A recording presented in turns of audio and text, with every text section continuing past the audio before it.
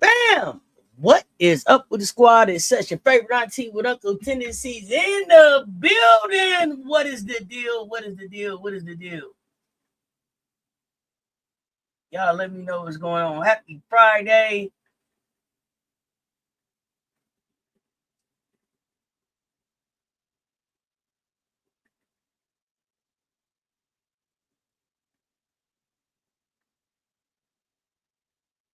One second, y'all.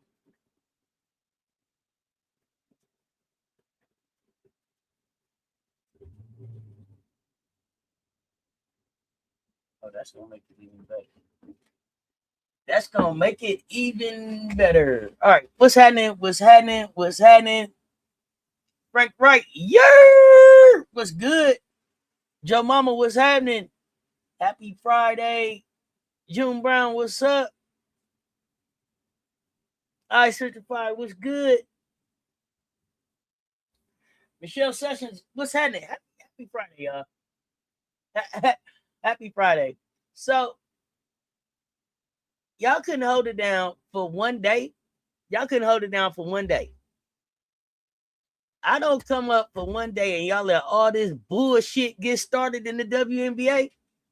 What the hell is going on? Let's get checked in. First thing I gotta say, Russell, only bring the facts to the chat. Thank you for the reminder. Hey, let's get them all-star votes in, please. One more day. We voting through the 27th. Now, listen. Okay. I don't even know where to start with y'all. Where y'all want to start at? Danny Joy, what's happening? Nandi, what's up? I mean, okay, listen. It's a lot of good stuff to talk about, but it's some foolishness. Listen, it was some excitement going on. We're gonna catch up on the excitement right now. My apologies. My apologies for not being here for the excitement. But a goddamn time was had without me, it looked like. So let's play catch up this morning. Y'all got time? I got time. Let's talk.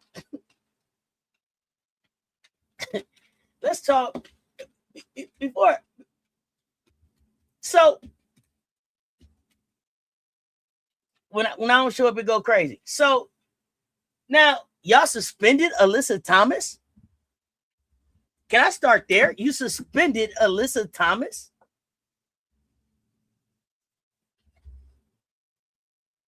What they said for her fist making throat contact.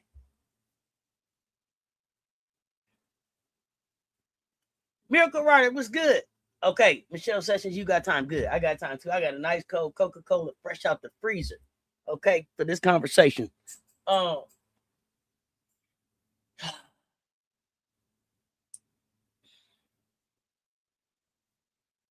Loretta Turner, what's happening? Y'all come on in. Come on in. Hit the like, hit the share. They both right there. Let me just say,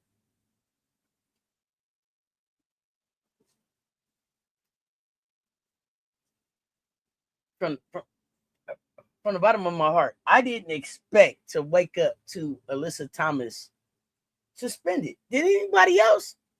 Did y'all see that coming? And then I know by now y'all probably seen the play. So I need to know, what do y'all think about this here suspension? What are y'all feeling about the suspension here?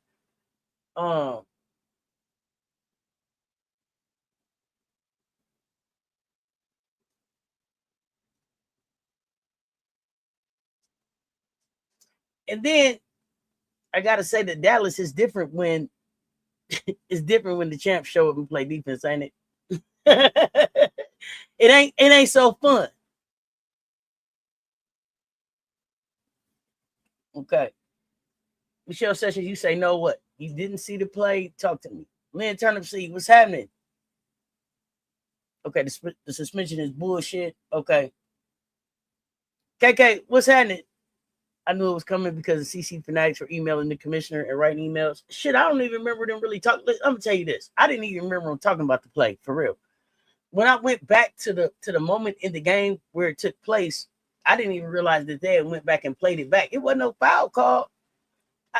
So okay, you say CC ain't built for this league.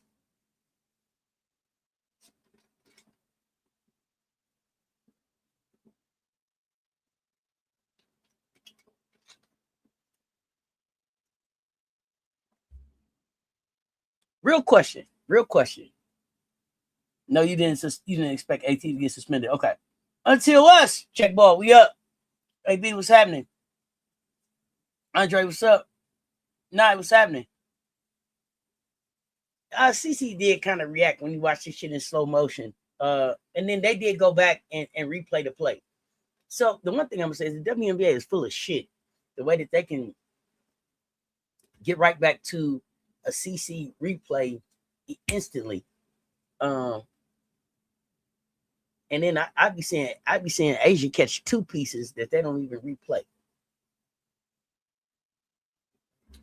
So, real question, fam. I remember Angel caught, I think, like a clothesline from AT. I think it was like a clothesline. Doing Listen Thomas Sister, welcome to the league clothesline. Wow, clothesline. Did she get suspended for that one? Did she get suspended? Remind me. That's a real question. I don't remember. Did she get suspended? Talk to me. Okay. Andre, good morning again, fam. Mocha Latte, what's happening? New user, what's happening? Seemed like it was some of the podcasts, ESPN all jumping on bandwagon, call AT a dirty player. It's unreal. Okay. This is 2024 all over again. It's exhausting. Okay. CC Fanatics slowed the play down and made it look worse than what actually happened. I actually agree with that. No. Okay. She didn't get suspended. She just got ejected. Okay. Now, y'all know I got CRS, and y'all know I take my medicine rolled up and shit, so I don't remember everything. Can y'all remind me the last time a player in the WNBA, these are real questions, got suspended for an action that they didn't even get called a foul, that wasn't even called a foul in the game? I know the chat got great memory. Help me out. When was the last time? Remind me. When was the last time? Sophie basically choked JC. Shh. I was going to get to that part. Danny Joy. God damn. I love this chat. And not only did Sophie choke JC, we talking about JC Sheldon. Right? Is that what we talking about?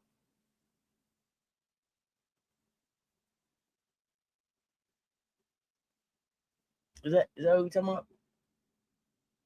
Fresh on, what's up? Oh God, the W was so much better pre-CC, and while she was hurt on the bench, it sad my heart. But I can't watch the Fever's game. It's a struggle for me. So let's talk about JC. If we remember the play when the play where Sophie choked JC, not only did she choke her, it was a premeditated choke. Like she took an angle and slowed down and chopped her steps to be able to choke the shit out that girl. Y'all remember? Do y'all remember? Do y'all remember? My gosh. It's a premeditated choke. Now, there's no way Alyssa Thomas could have premeditated, what did they say, her fist making contact with CC's throat. Now, what I saw, I'm going to be honest, but I thought I saw, and y'all correct me if I'm wrong, was a bang play where CC fell. They kind of tumble on top of each other. Alyssa Thomas is tumbling, but also trying to figure out how to catch her balance to also get up. Unfortunately, it looked at first like she had tried to kind of catch her balance by CC's shoulder, right? And then it's on her throat. It was up, bang play. CC did this whole spin around thing, got up and got back into play. Got walked over and everything, but you gotta get your weight up, get your core stronger. But I didn't see a malicious, like, I'm gonna just put my fist in CC's throat. And I think about the force that Angel caught that clothesline, right? That was a welcome to the WNBA between two Baltimore tough, Maryland tough sisters who knew each other. If let me tell y'all something, if this is my true belief. This is my true belief. First of all, I do believe that Alyssa Thomas plays physical. I do believe that that physicality is part of the intimidation that comes with getting ready to play against an Alyssa Thomas. For all intents and purposes, everything that I've heard about Alyssa Thomas outside of those lines is that she's a fucking sweetheart. A sweetheart. Now, y'all tell me how many times Alyssa Thomas been suspended, ejected throughout. Talk to me. Tell me. I don't, it's not, I know people who have fucked up, relationships with the refs and shit. I saw the suspension coming when the coach cried about the abuse of the superstar. But it's okay to slam Angel Reese to the floor by her head and nothing but 2 flagrant fouls. These 2 standards. It's very much a double standard. Okay. T to the 4th power. T to the 4th power. Welcome. I'm not sure if you've been here before. Because we talk a whole lot of hoops here, we do a couple of things to help me keep things simple. When we're talking Caitlin Clark, when you're referencing Caitlin Clark, if you will please use 2 lowercase cc's, 2 capital C's, Kennedy Carter, 2 lowercase c's, Caitlin Clark, and then if you want to talk Caitlin Chin, simply CHEN Chin in the chat. But Caitlin thought she could come to the league and do her logo threes. She's not used to playing with others other than her Iowa squad. Ty Young said it best. The slowdown made it look bad. Yeah, the slowdown made it look bad. I'm not going to say that she's only used to playing with her Iowa squad, right? She played basketball before that. Caitlin played AAU basketball. Caitlin played high school basketball. Caitlin probably played middle school basketball. Caitlin is used to being coddled and catered to, right? She hasn't had to get along. They've had to get along with her because she was the best, or whatever you want to say, right? That this is what we're watching right now is the result of years and years and years of people saying that's just Caitlin being Caitlin instead of correcting the behavior.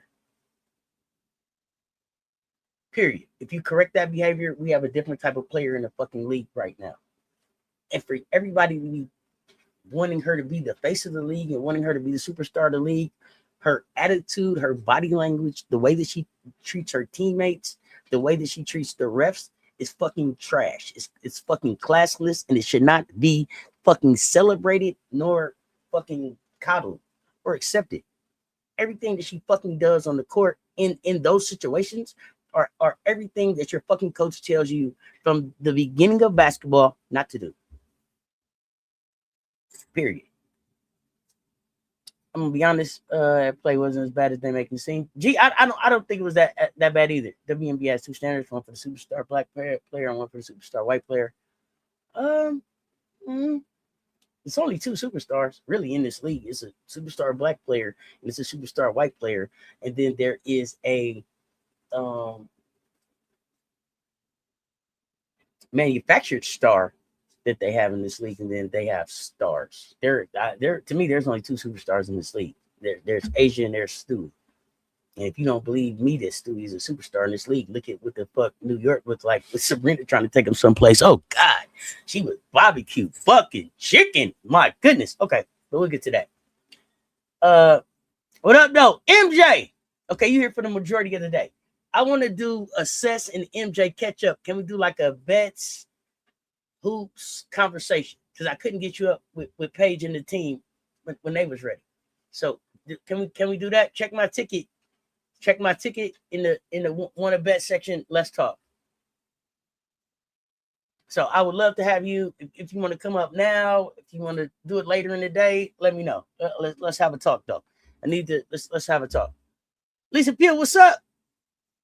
There was a lot to that play in the second half. What play in the second half? Hold on. AT is being AT. She did that, and I've seen her do similar things while tied up on the floor before. What did she do? Oh, yeah, we got to have a conversation. AT was clearly in the middle of a play. Her eyes were tracking the ball the entire time, and her energy was directed towards that. AT being punished for being big and strong, essentially. Okay.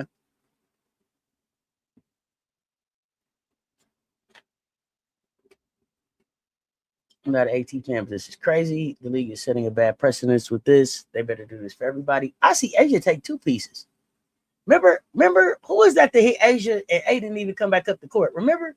She had to just stop and kind of catch her breath. They didn't stop play. They didn't call a play. They didn't look at it the next day. None of that shit. Who was it? It was this season. Help me remember, chat. Help me remember. Vibing with Ty, what up? Jay, what up? Angel grabbed her head after that. CC would have grabbed her throat immediately if AT would have used malicious force. Angel grabbed her head and got up, shook that shit off, and then told her thank you. You know what I'm saying? Molly Brandon, what's up? That was some foolishness with AT. Why they ain't suspended Sophie? Because JC Sheldon was beat Sophie tail, and my money was riding on JC. Post flagging 2 was legit, and for once, I don't hold the rest responsible for not seeing it. If you go back and look, there's a lot of things going on in that moment with 4 people. Tell us what you saw, because I didn't see it like that.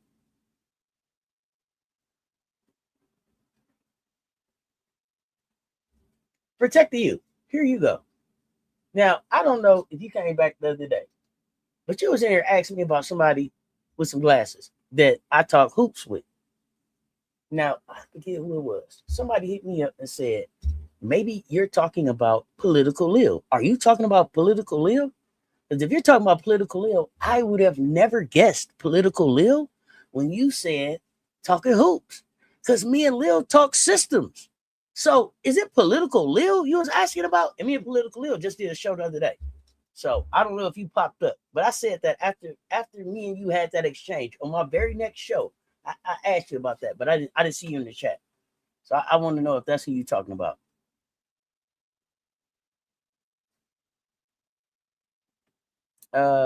Great point. This Clark is just being Clark doesn't excuse bad behavior. It does not. See, she's a brat. No one has corrected her. I don't think AT deserved to be suspended. It seemed like accidental contact. Little CC gets away with way too much, and that's not fair for everybody else. You can't go after the refs every single game as the one and think you're supposed to be excused from it. I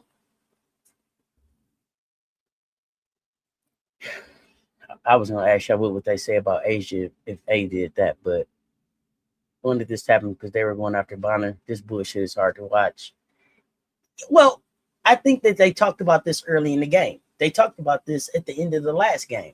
Refs, how are you gonna get it in check? It wasn't the end in the last game. So, refs, how was y'all gonna get it in check? AT was trying to get up and look for the ball at the same time. I felt like that too. Refs hate to be showed up, especially by star players that have a lot of attention on them. Okay, I'll check the ticket. Yeah. Refreshing the seas. I hit a 10-legger. Coach White never complained about physicality into the fever. Also, Coach White is successful because of Thompson and Bonner. Okay. Here's the thing, though.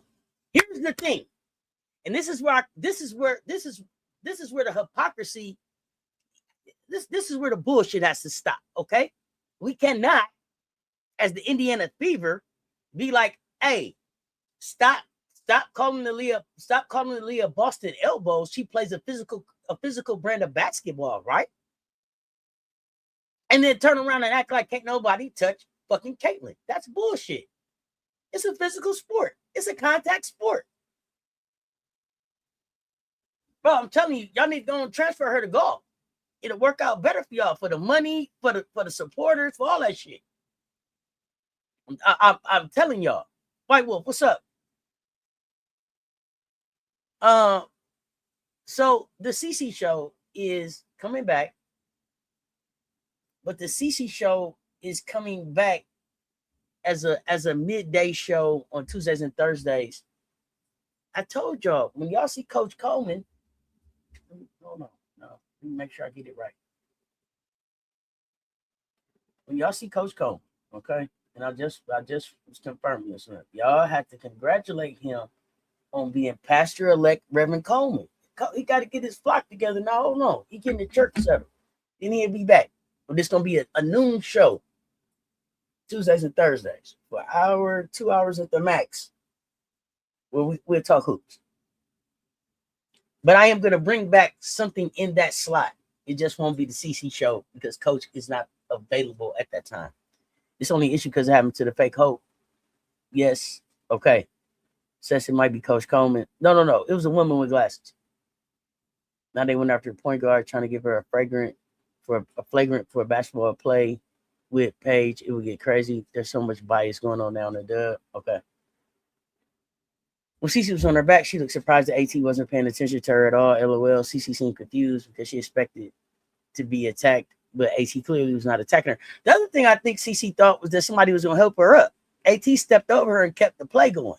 She was looking around like, ain't nobody going to help me. No, you better get up and get back in the play, girl. This is grown-up basketball out here. What the fuck is wrong with you? Okay, that's that HOF. Okay, MJ, I'm gonna drop the ticket, the link for you.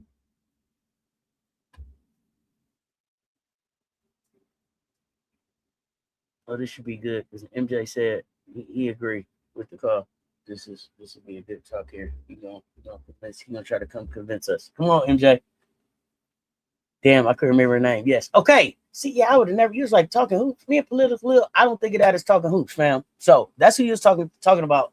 That's Polysports Tea Time, and we talk systems. So I would have never, ever thought of Political Ill.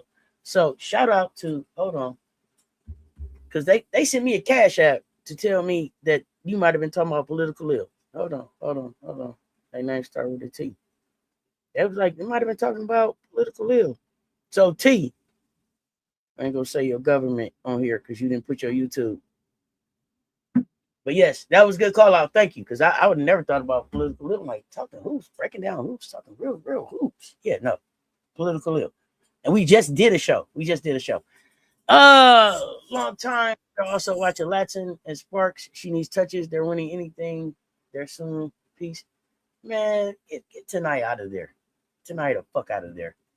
Cedric, they ain't gonna play her. If the GOAT did that, she would have got suspended and fined. I'll look for a clip of the play. Hold on, let me get that. Popping up here.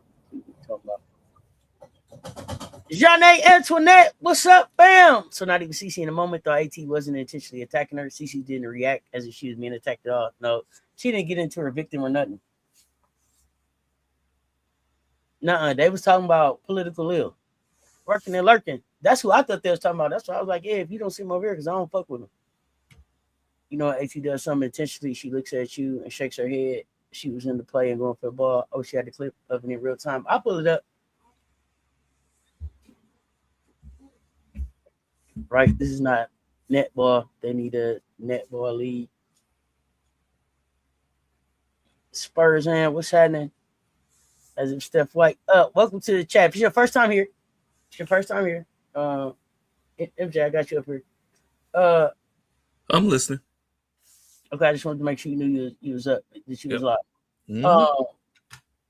No, don't try to like you got a say something. We don't give a fuck. Hold on. Oh, we got all kind of stupid shit to talk about right now. Okay, hold on. So let me tell y'all, greet me and the panel. If you new, bring your meds, be respectful at your replies. That means if you talking to me, you don't have to at nobody. MJ trying to get saved by the bell. Don't cut that shit off. Ain't nobody calling your ass for real. Cut that shit off. I got a doctor's appointment. Okay, yeah. All right. Yeah, shout out Pastor-elect Coach Coleman. Aaliyah Elbow and Kai Copper was worse than AT and CC, but you know, Kai Copper tough. But hey, that's North Philly. We keep playing. We play to the whistle. Get up yourself. Yo, what the fuck is you looking around for? Ain't nobody here to help. MJ. Ha.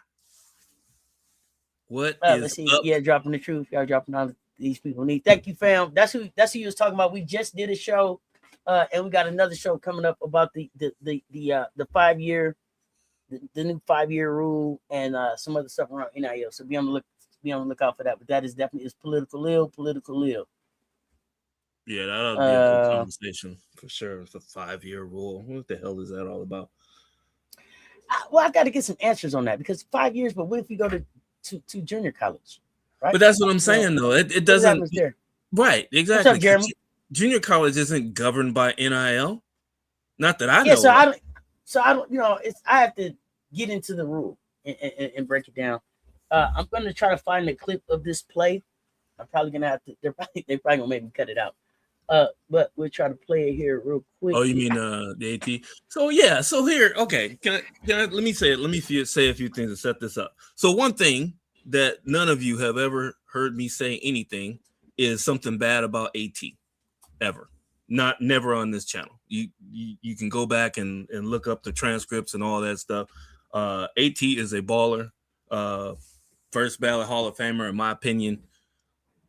I usually don't have a problem with her at all unless she's playing against the Aces and doing what she does. But even in the first game of the year, we didn't have no problem with her. But then again, they beat us by 33. So I mean, there ain't gonna be a whole lot of problem when you're getting dragged on the court on your own home court. But that's another story altogether. I mean, when the Aces lose, we lose. I mean, there's no questions about that. I have no problem with that. What I had a problem with AT, it wasn't even in this game.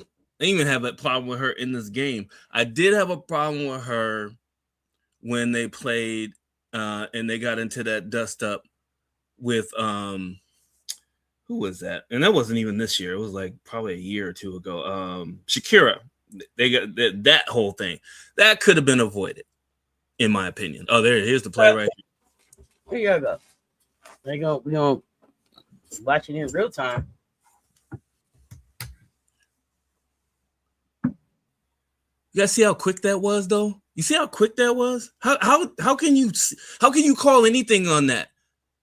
It happened so quick. Look, there's like 3 people there.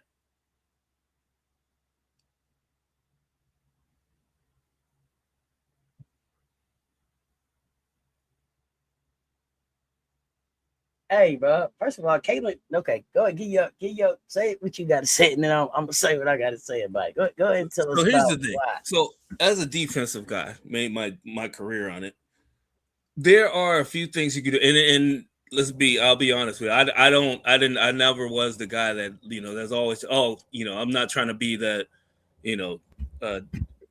Dylan Brooks dude tripping you, and I wasn't the antagonizer. I wasn't the Rodman type dude. I didn't purposely go out there to try to irritate people. I went out there and played defense on my merits. However, if you're an idiot to me, and if you start doing stupid shit to me, you're gonna get a few things. One of those things is one of that. Don't go to the floor with me.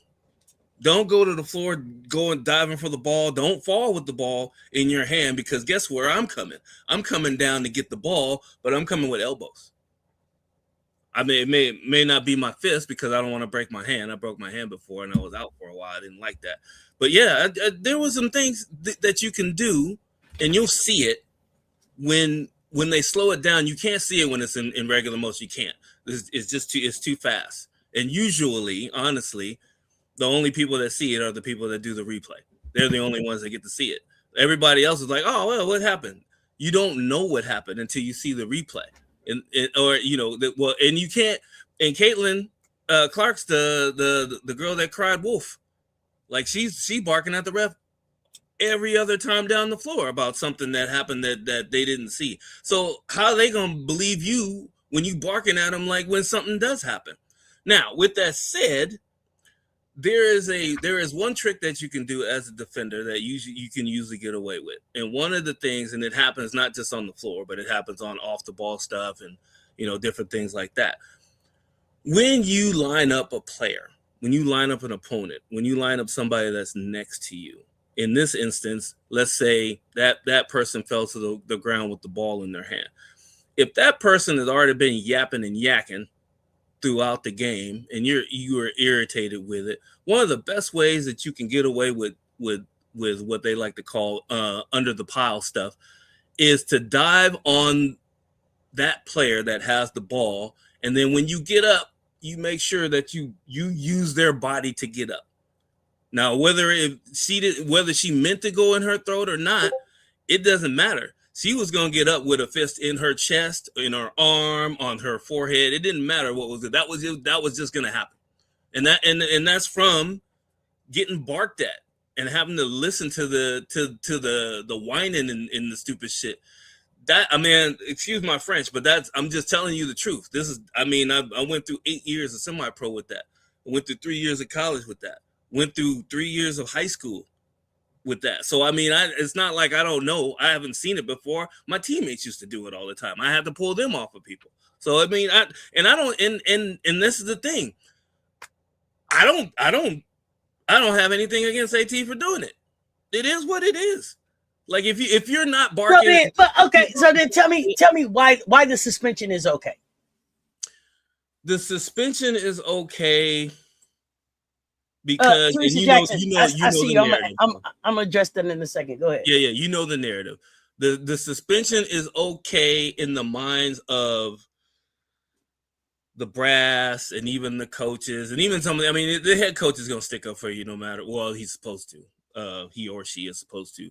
But usually your teammates are going to stick up for you, but it's okay. Let's stop right there for 1 second. Sure. How many times has the coach or any of those fucking players stuck up for AB and said that she's not a dirty player, that she doesn't throw elbows, that it's a bad AB, Aaliyah Boston. How many times has her coach come to her rescue? Because you said that's what the coach's supposed to do, right? Well, the coach supposed to speak up for you. She did. Now they've been calling AB. AB gets calls. AB gets certain calls because of the narrative that people have put on her for being a dirty player. Aaliyah Boston throws elbows, does she? Or does she play physical basketball? That's her. Those are her natural moves. That's physical. It's a natural basketball move. It is. But now we stopping and rolling back tape because somebody touched Caitlin in her throat. Fuck out of here. Let's have a real conversation. Yeah, I didn't like that call either. I asked y'all who was it that hit Asia, and Asia didn't even come back down the floor. Stopped. Right. Exactly. They didn't call a play. They didn't stop and go back and look. It was above the net contact. Yep. They didn't send the email. They didn't. Now this the other shit that pissed me off, and this is the shit that lets me know that the WNBA is on bullshit. And whether Alyssa Thomas gave her an extra getting up off the floor, I wouldn't give a fuck. Because when you fucking with people, you better know how to fall with your clumsy ass. You fell all out and didn't protect yourself. So that's the fuck you get. But my problem with the W is this right here, right? Yep. You took the time to go back and say Caitlin got hurt. We rolled the tape back. You have not done that for anyone else in the league. Anyone else in the league.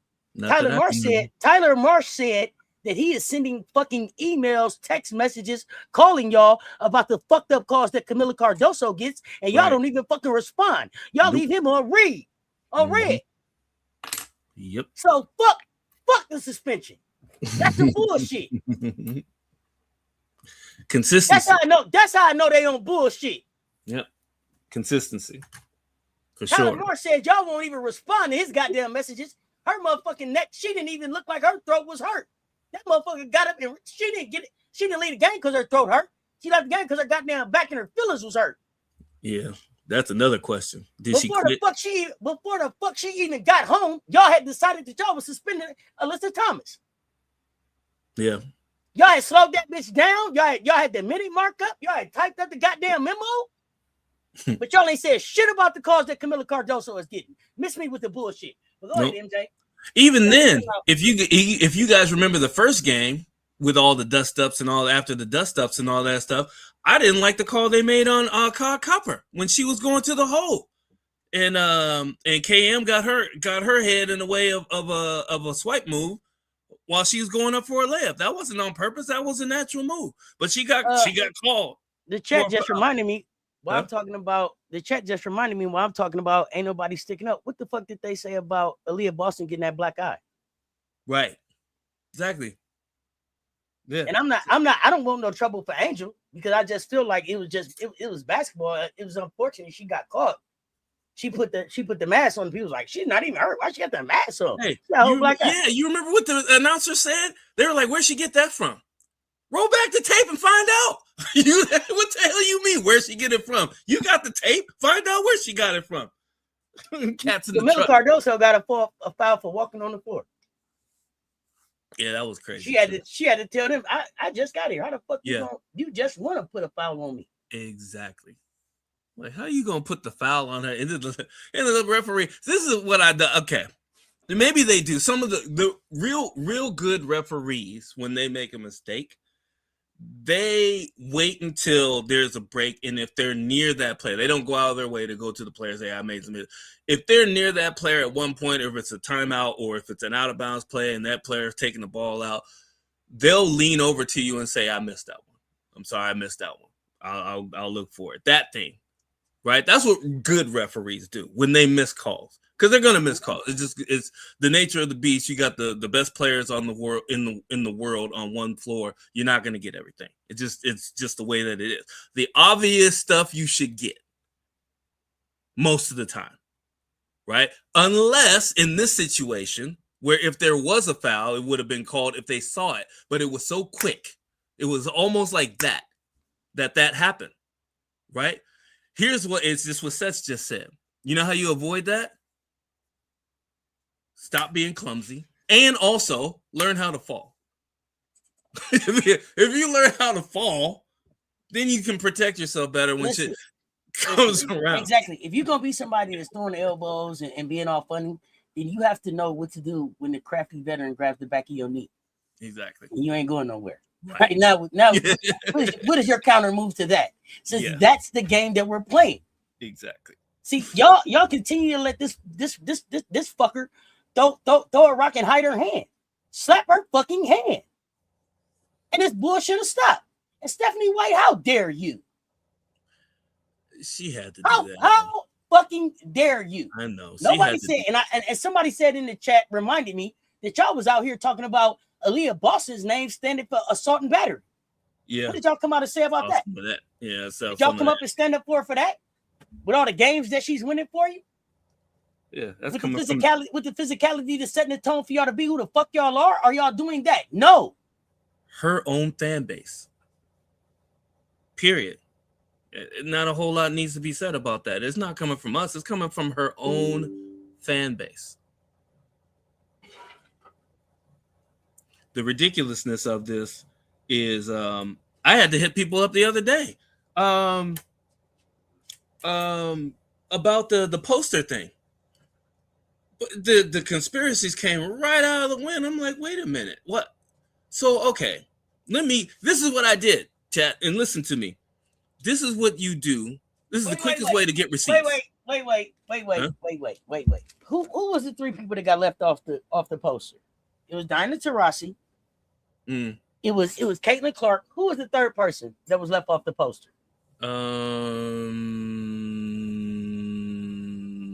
Wasn't Cheryl. Sue Bird. Yeah, Sue Bird. Sue Bird. Okay. Now, go ahead and say what you got to say, and then I'm going to give my opinion about that. Yeah, 100%. So, here's the thing. This is what I did. This is what you can do. And with, and it's not always accurate, but it took me less than 2 minutes to go in to a search and say, why was Caitlin Clark left off of the 30-year poster? That's it. That's all I said. And it came up with 3 different articles and a reason. And the main reason, I'm paraphrasing, is basically through her NIL deal that she had from Iowa, which is continued on from that. So I don't know how they actually work, and I know you said you were going to take a look at that with Political Lil. But that allows her team to refuse. Like, her team can refuse to be put on certain things that the WNBA does if it conflicts with other things that she's working with that, of course, will pay more money, if that makes sense. So it wasn't the league. It wasn't the WNBA that kept her off there. It was her team that did that. But if you look at all the social media out there, they'll tell you that it's a conspiracy against the WNBA. The WNBA is dropping the ball. All this stupid shit, right? Here's the other thing that I was mad about. Instead of having AB as the player for the Indiana Fever, they put Sophie Cunningham up there. Explain that to me. A non-champion that is not that far under what they say AT is. Sophie Cunningham is what they like to call us. She's a thug. She's the one with the black belt in judo or karate or whatever the hell it is, whatever martial arts it is. She's the one that's been antagonizing people since Missouri. She was doing that to Our Lady Gamecocks when she was at Missouri, starting up shit, throwing rocks and walking away from shit. That was her. I remember that. Hey, listen. Here's the thing. Here's the thing. First of all, you didn't need to be on a 30-year poster because you've been here 30 minutes. Right. How about that? I'm gonna say that. And I'm gonna say the WNBA is stupid as fuck. Stupid as fuck. And I mean that with all the love, right? All the love. From the bottom of my heart, man, stupid as fuck. This was an opportunity for the WNBA at 30 to put 30 past players on the fucking poster. You got Cheryl Swoops up here for the comments, right? Mm-hmm. And then you should have put somebody, with the exception of Portland, Golden State, and Toronto, mm-hmm. you should have had a past player up here. Somebody to go, that's my opinion. You got Lisa Leslie up here. You got Cheryl Swoops up here. This was an opportunity for you to showcase other players. You got Dawn up here. They should have just did 30 years of basketball hoops and left some of these other people up. They're trying to manufacture a superstar. The reason why she wasn't up here is because she didn't deserve to be the fuck up here. Some of these other players don't deserve to be up here either, right? Yeah, but they would have put her on there though if her team would have let them. 100%. That's the stupid thing about that. I get what you're saying about that part, but at the same time, they're like, they snubbed Diana Taurasi. Yeah. Exactly. What they needed to do was make a decision on. Okay, so then you could have said, well, they said the person. Here's the thing: the person who should have been up in arms of all of the current players. First of all, how in the fuck did New York Liberty get 2 players on here? Because they was gonna make sure Stewie ass was up here. They wasn't gonna disrespect Stewie. You see what I'm getting at here? Yeah. This ain't even just one player from each team. They did what the fuck they wanted here. Exactly. So this means that maybe your people said that they didn't want you up there, but you did. To me, some of these newer players shouldn't have been up here. They should have just did all past players. You want to hear past the next players and just kept it like that. Excuse for that too that they gave out. So I heard one person that's usually a rep for them when they do. Didn't they? I'm sorry. Let me ask you this question before you say that. Mm-hmm. Didn't they have a list of their 30 greatest? Did they put together a list of? Did they have a 30 greatest? Not that I remember. If they turn to 30 and they ain't even got the 30 greatest list, cancel all this shit. No, they don't. And cancel all this shit. Well, here's the thing. She said, stamp cancel it. All this shit. Stamp it. Cancel all this. Cancel. Here's the thing. Well, with that, I'll get to that in just a second before I lose my train of thought. Yeah, come on. Yeah. With that said, they said that there are players, and follow me with this here. I might make a sharp left turn here, but they said there are certain players that exist in the league, whereas they cannot readily put them on certain marketing campaigns and different things because of their NIL and different deals. And that's mostly the younger players, right? So it's not a whole lot of the current players that are in that situation. ever. Didn't we just have a 30-year game between the New York Liberty and the LA Sparks with Aguma K hitting the game winner? And in her post remarks, which absolutely brought me all the way back to the beginning of the league, she said, and I'm paraphrasing, when they asked her, why she's all teared up about this, and she came out and said, this is for the players from the beginning that didn't get paid what they were worth, that kept the league going. And she said that as honestly as you can possibly say it, and that hit me. That hit me right in the heart. Because I remember the first game. I remember the ABA before the WNBA decided they wanted to be in the women's professional basketball league. I remember that. I remember their struggles. I know some of those girls that played in those leagues. So all that stuff came full circle to me. The WNBA's 30th birthday is fucking canceled. Fuck it all. Okay? It's fucking canceled. I'm gonna tell you why. I'm gonna tell you why. I'm looking at the goddamn poster now, right? Mm-hmm. How in the fuck you got a poster up here and you talking about 30 years of the WNBA and Swing Cash ain't up here? There's no Detroit shot player up here. That is the only fucking team in this league to go from worst to first. How the fuck are you talking about the 30-year history of the WNBA and not talk about Tweety Nolan, Cheryl Ford? Are y'all serious? I knew you were going. Are you serious? Y'all got the nerve to have a goddamn logo up here, and then you couldn't find one fucking picture of Swing Cash to put up here? Mm-hmm. See, this is what happens when you have a league that has not consistently told the fucking story. Yep. They don't know how to tell the story. They don't know its own fucking story. This is ridiculous. And this is no disrespect to please, Flau'jae, Angel, Anissa Morrow, Paige, Rakia, Shakira, Veronica Burton, Marina Mabrey. Yeah, y'all have not done enough to even be in a fucking picture with Dawn Staley, Cheryl Swoops, and Lisa Leslie. They haven't done enough in the league yet. Should have been about that. What they should have did was had 30 fucking former, a poster with the 30 former, and then a 30 current. So yeah, it would have been about 2 players per team. Then transition. Then what they should have did was had old talk to new. Yeah. Exactly. Have old talk to new. Make some fucking connections. This is bullshit. In my opinion, part of the problem is that the people in charge, whether it be from the beginning, in the middle, or now, of the WNBA, as their marketing and the narratives, the different things like that. Wait a minute. I'm sorry. I'm sorry. Because I keep looking at the poster. Have y'all seen the poster? Now, of everybody that you could have picked in Minnesota, you putting the piece up here? How is Maya Moore not on the goddamn poster? Exactly. How?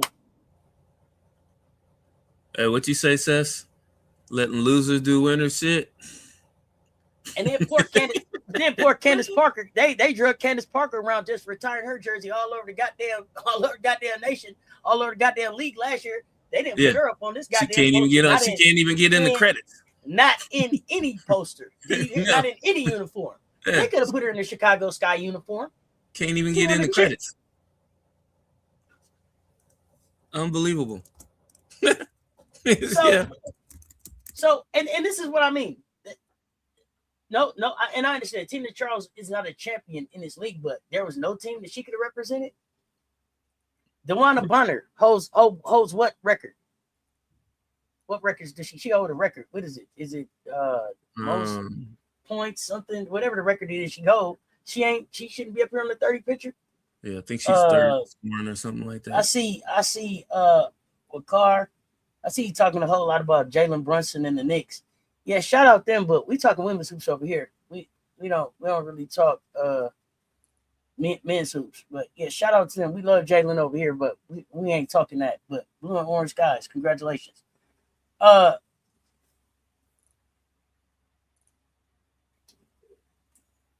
That is so funny. How did they? This poster shit is this is a travesty. This is Who a did communication issue. This You know is why I this say is that? they didn't understand the mission. None of that. They didn't understand none of that. Well, here's the thing. What they don't do a lot of is they don't explain why they do certain things in a timely fashion. Because they don't know. And that's the They thing. just be doing shit. That's what it looks like. That's exactly what it looks like. I don't understand why. So here, okay, and you know, it's not the thing where if you're a professional organization, you shouldn't have to explain everything anyway. However, you should put as much thought as into things as possible to the point where you have a blueprint of what you want things to look like from start to finish. And if something goes wrong and you need to actually make adjustments, like, huh? Why Lauren Jackson ain't for Seattle? I mean, Lauren Jackson is, and that's another thing. That's kind of a catch-22 on that part, because here's where I would say you have a lot of animosity that's brought into it, even though it shouldn't be animosity. Lauren Jackson used to eat up the U.S. team every time they played Australia. I mean, it wasn't even a question. There was nobody on the U.S. team that could guard her. She was a monster. Her and Penny Taylor. Penny Taylor, she was tough too. Every once in a while, she had a it could have been Sue Bird. It could have been Lauren Jackson. I mean, it's not a knock on Flau'jae. I understand that. Flau'jae is a big part of what Seattle is doing. She dropped almost a 30 ball last night. Yeah, she had 28. Nice. Right. And again, if this is who you want to have as the future face, then let's do a future face. Like, the WNBA is cheap than a motherfucker. For all this money y'all that collected, collected. For this league pass that we can watch on regular TV, y'all should at least be able to put together 2 goddamn posters. It's not even like. Here's the thing. It would have been different if the poster had required everybody to get here, but they just basically got together and did a Canva. I could have did a better 30 posters. I was just gonna say that. This didn't require anybody to meet up, coordinate shit, nothing. You could have had a fan contest where they put together and you pick anybody and just let them know who couldn't be on the poster. That's all you had to do. They could have did a fucking reveal. Right. Yes. Exactly. Yep. You understand what I'm saying? We could have did a reveal just one at a time, reviewing, old versus new. Ain't that what Unrivaled did when they first? You was down there in Miami. You watched them do it. They ain't picking up shit. Yeah. But they looked at this and was like, "Caitlyn's not here. What? There's a lot of people not here." Exactly. And how y'all let the New York Liberty slip in too is wild to me. So y'all let the New York Liberty come up here twice, and y'all couldn't find not one Detroit shot that said, "Hey, yeah, we want to kind of still be here." And then y'all let all of them come up here. Where the fuck is Yolanda Griffin? Right. Tisha Penicheiro. Anybody? No Sacramento Monarch? Y'all couldn't find no Monarch to put up here? Shit, you could have put Katie Smith up there on one of them teams. This is what I'm talking about, man. This is what I'm talking about. The laziness of it all. Yeah. The WNBA would do better if they would just do a content creator fucking contest and let randoms create this shit. They want you to buy this shit for $30. Why? You can make this shit. Yeah. And it looked like somebody did use Canva to make it. You know what I mean? I'm out. No, but it's it's stuff bro. Like that. I'm out on the poster, bro. I don't. If we actually knew the hierarchy of how things got done, maybe they got this motherfucker to sell everywhere. Man. So that's some clown shit. How easy would it have been to say, hey, the WNBA celebrating their 30th year in existence. We are having a contest for the best 30-year poster, and then you give them the details on who can be on the poster and who can't. That, I mean, Hey, man, how simple is that? But future, current, if you tell and, people, current or past, right? Oh, so okay, because the Athletic totally did best did a 30 for 30-year list. Caitlin's not on the list. They did a list. The Athletic did. Y'all could have partnered with the Athletic and put out a goddamn poster. Their list is interesting. Shall I share it? You shall. Let's share it. Let's. I'm gonna run y'all through the list real quick. But even then, the Athletic probably got a whole bunch of comments talking about where Caitlin. Who gives a fuck? Shit, right? No, they couldn't have that conversation because look at the list. Watch the list, and then you tell me.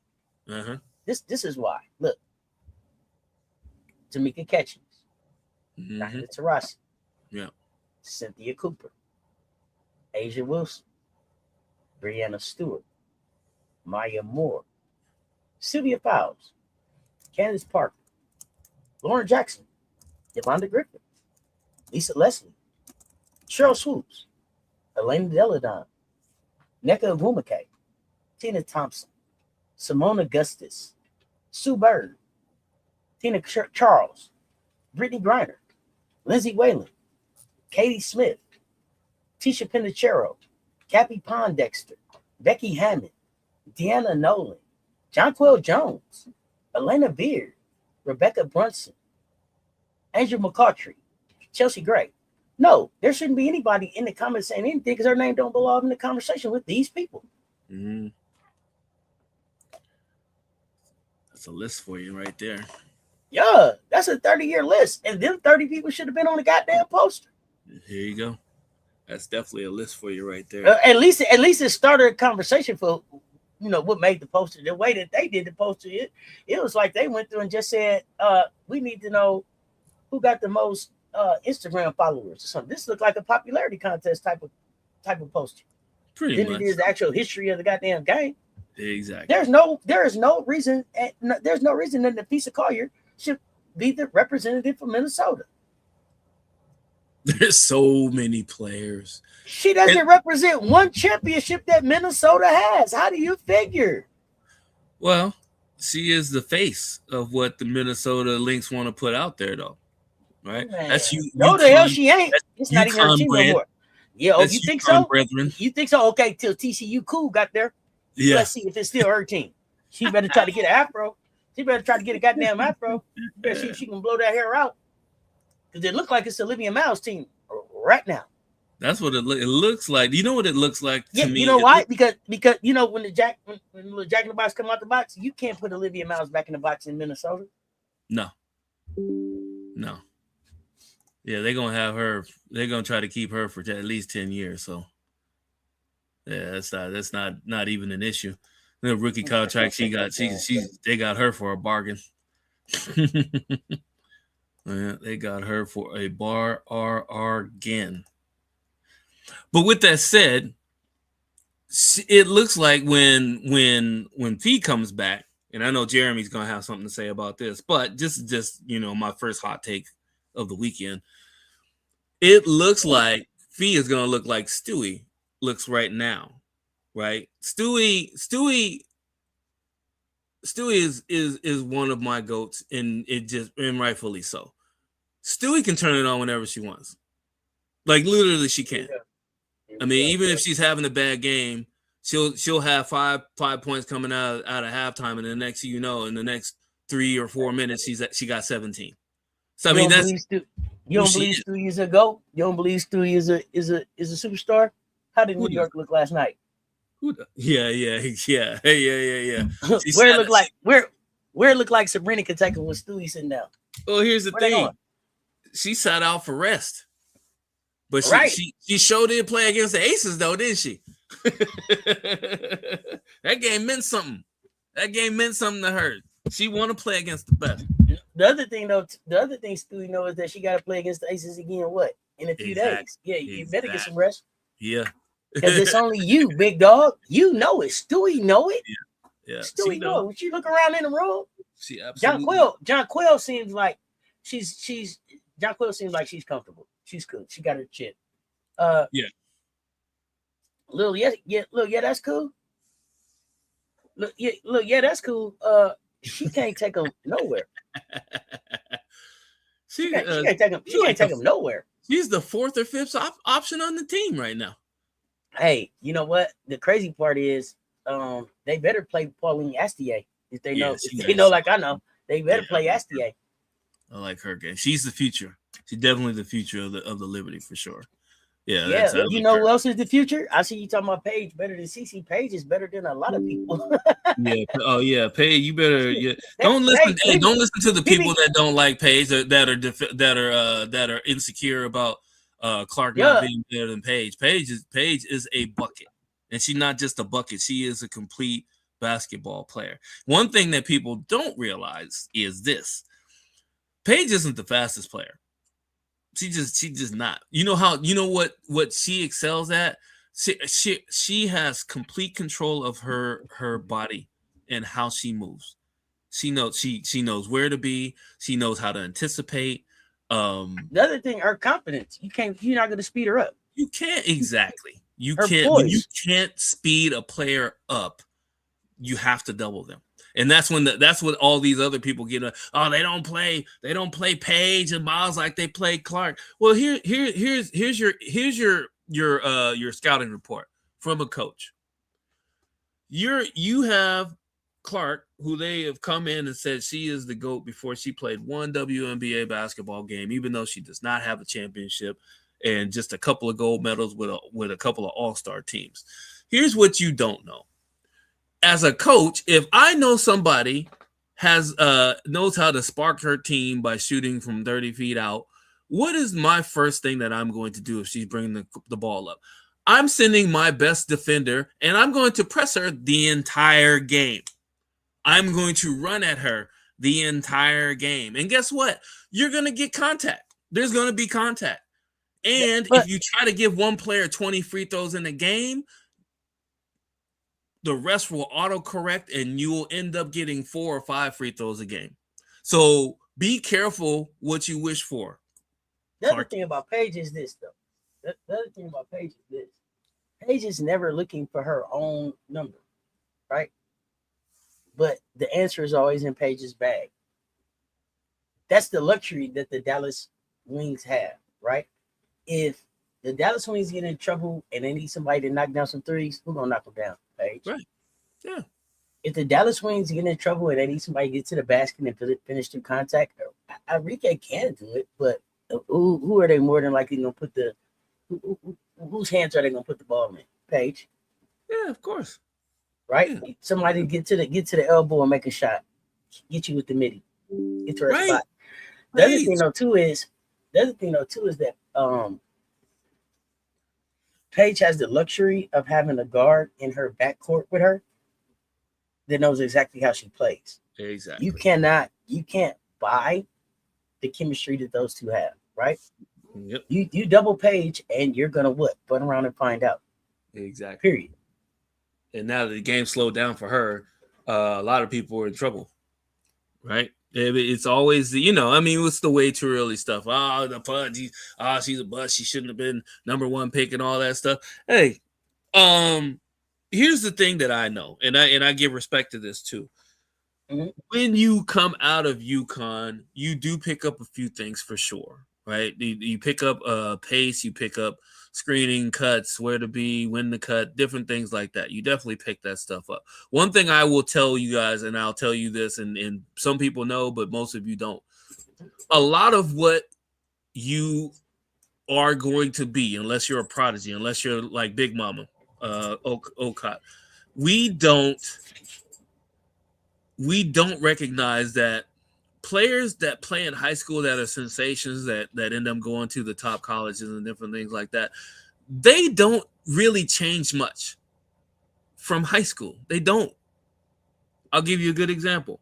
One of my good friends, Damon Stoudemire. Congratulations to him. I think he just got a new coaching job somewhere. can't remember which team, but I watched him in high school. Smallest dude on the court, probably like 5'5", 5'6". Junior year, they won a state title with a guy I played in college with. He was on my backcourt, and we went undefeated our second year. So I got to watch him play. Nobody could stop him. Fastest dude on the court, lefty, jump shot was pure. And guess what happened? He got drafted to the Toronto Raptors, and guess what he looked like? He looked like the same dude I saw in high school. The only difference is he was faster and he was stronger. Same difference. Go down the list of the players. Like, unless you are a late bloomer, most of the players that are in the WNBA were outstanding in high school. Period. Right? We can go down the list. Raven Johnson didn't do anything but win in high school. Got 2 chips with South Carolina. Comes in as a rookie. Couple games in, she's ready to go. Right? You can go Absolutely. down the list on these people. Right? So here's what I try to tell people. Don't sit here and know, because and Cess and I talk about this as much as we possibly can when people say stupid shit. If Paige was healthy her whole 4 years in UConn, you're not talking about Caitlin Clark the way you are. Guaranteed. Guaranteed. Paige was her. Is her, was her. Has always been her. And the people that don't know that are the people that just tripped and fell their way into this narrative nonsense that they call, that I call the Clarkies. The commissioners entered the building. What's up, commission? Commish. I see the comment about Paige being the best number 1 pick since Jackie and Asia.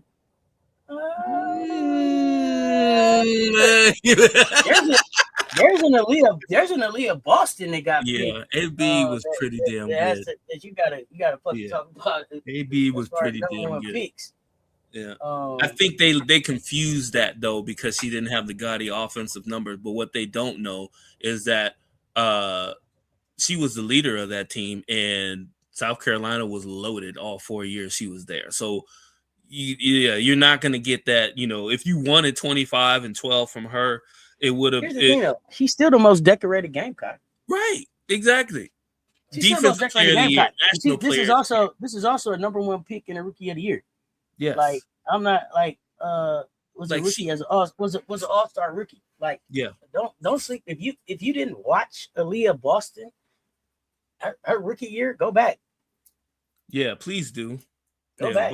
AB, they were afraid of her as a rookie because she was stronger than just about everybody in the league outside of Tina Charles and a few others. And she did not. She's also the top paid player in this league now. There you go. And people upset about that. She did qualify for that epic. Exactly. Let's don't forget AB. Mm-hmm. So that's the thing. You guys. This is like I know people are new. I know people are new to the WNBA and women's college basketball. I get it. I've been following women's sports since before I was 10 years old.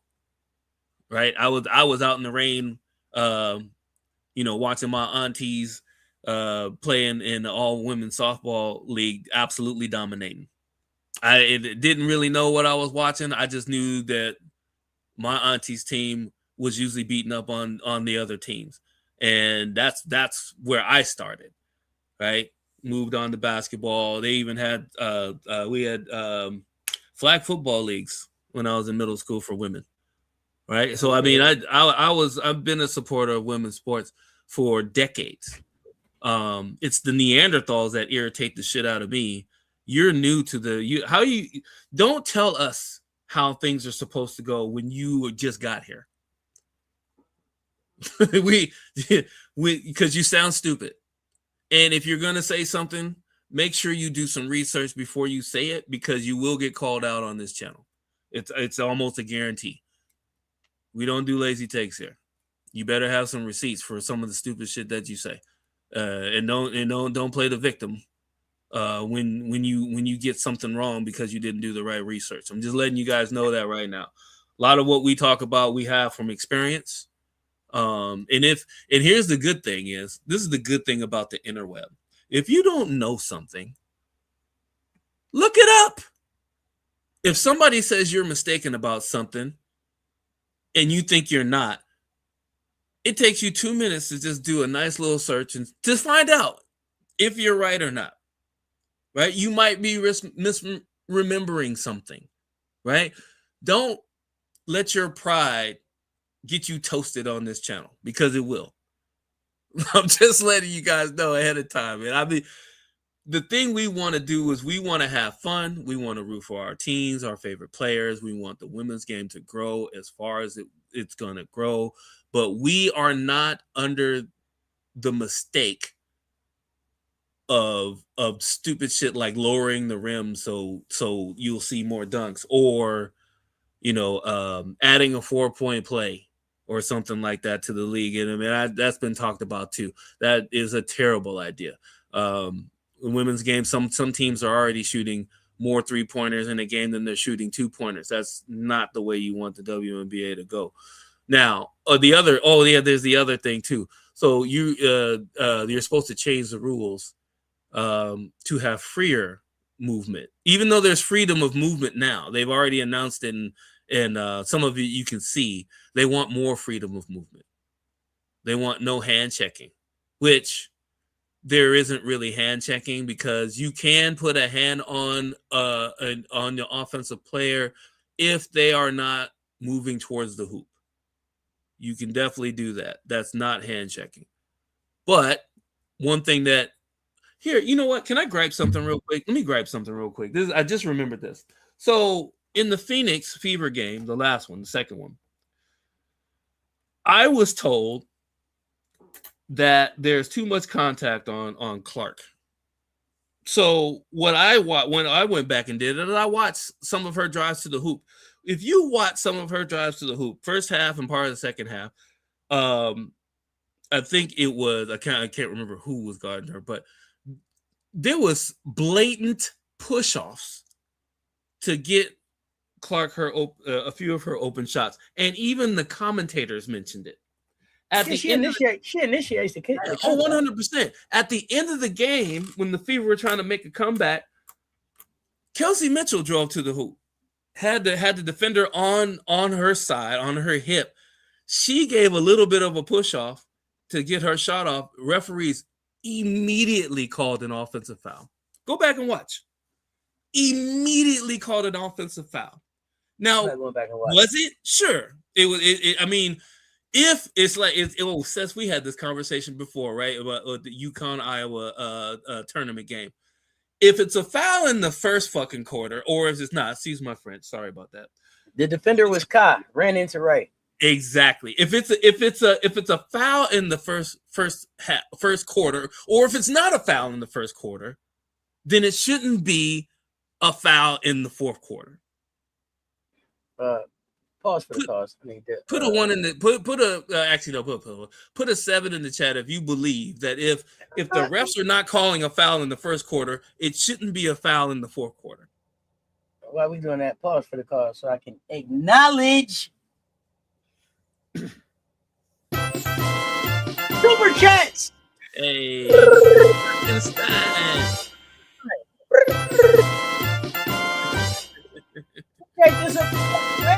Appreciate the support, y'all. Appreciate the support, Mr. Linguistics. Man, and that's the irritation that we all have, right? Either it is going to be a foul or it's not. I remember in the preseason, or you should change depending on the person. MJ, call that out too. That's the thing too. The inconsistency of the so-called star and superstar calls. You can't get mad if let's be positive about it for some of the fan bases. So if your favorite player, nicknamed the one of many of several nicknames, gets 15 free throws in one game, But then you go to another game and you see Paige gets 13 or 14 free throws in the win. Or you see Olivia Miles get 11 or 12 free throws in a win. You can't complain about them getting free throws. You can't. You cannot. Because all you're doing is telling us that you don't know basketball. And you can't be trusted with an intelligent adult conversation about professional basketball. You just can't. You can't. So I just want people to know that when people call you out for your hypocrisy, don't get upset about it. Embrace it. You know what? I would rather you embrace it than sit here and try to argue that you're not being biased in saying we should all be kissing the feet of Caitlin Clark right now. You know who I heard that from? Is one of my favorite football players too. Absolutely love one of my favorite football players. Actually came out on a podcast and told the world that we should all be kissing Caitlin Clark's feet, because here's one of the reasons, which he was 100% wrong about. They would still be flying coach if Caitlin Clark hadn't come to the league. You know how much of a damn lie that is? There was chartered flights in the WNBA, believe it or not, people.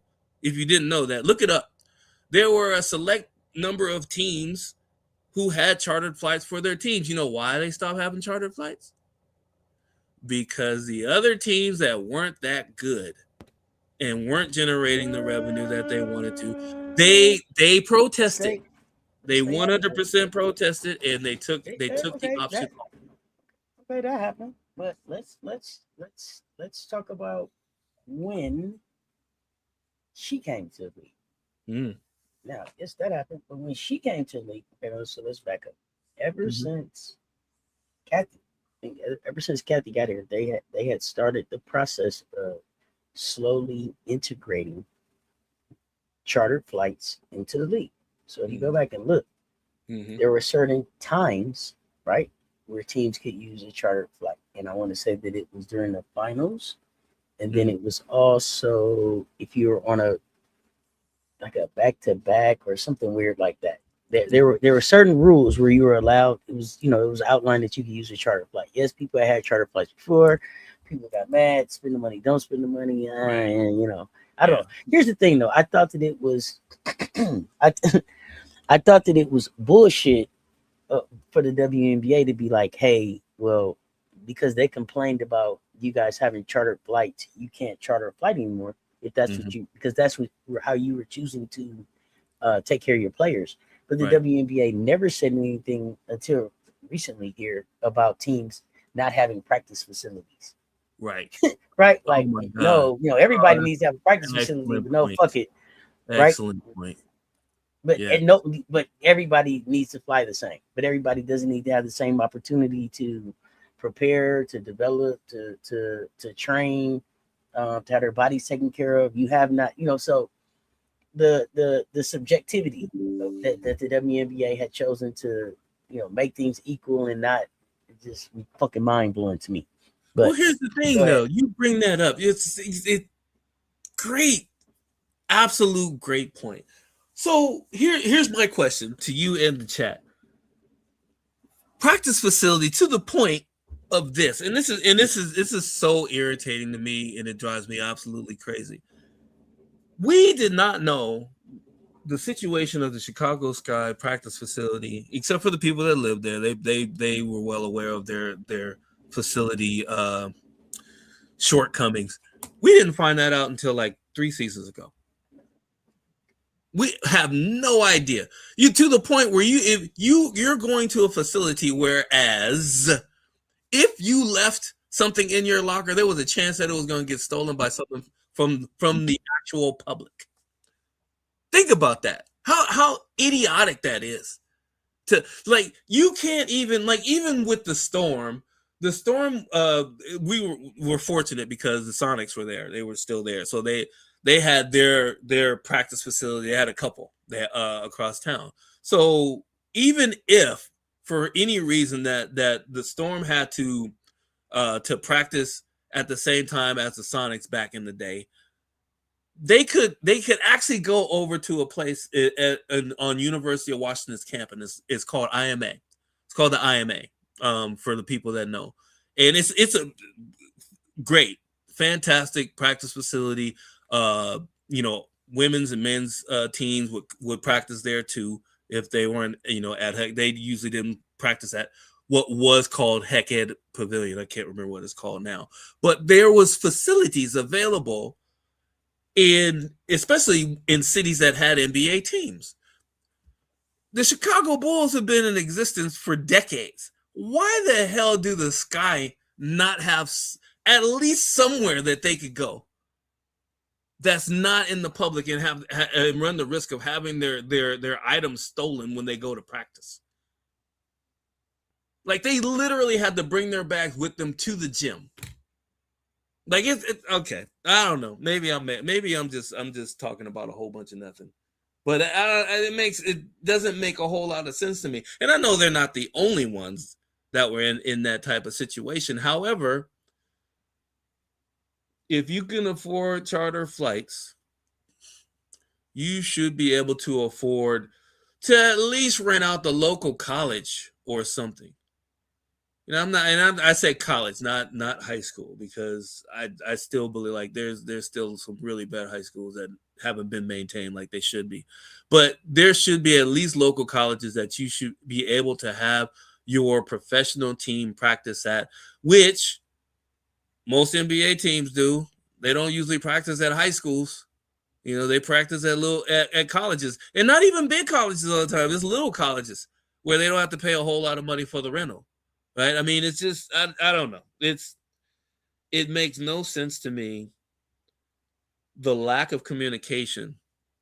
And I think, in my opinion, the lack of communication from the WNBA on things that we should know about is more or less either they've dropped the ball or they're too embarrassed to actually come out and say what the truth is on certain things, because it will make them look bad or worse than they actually do. They'd rather look bad than look worse.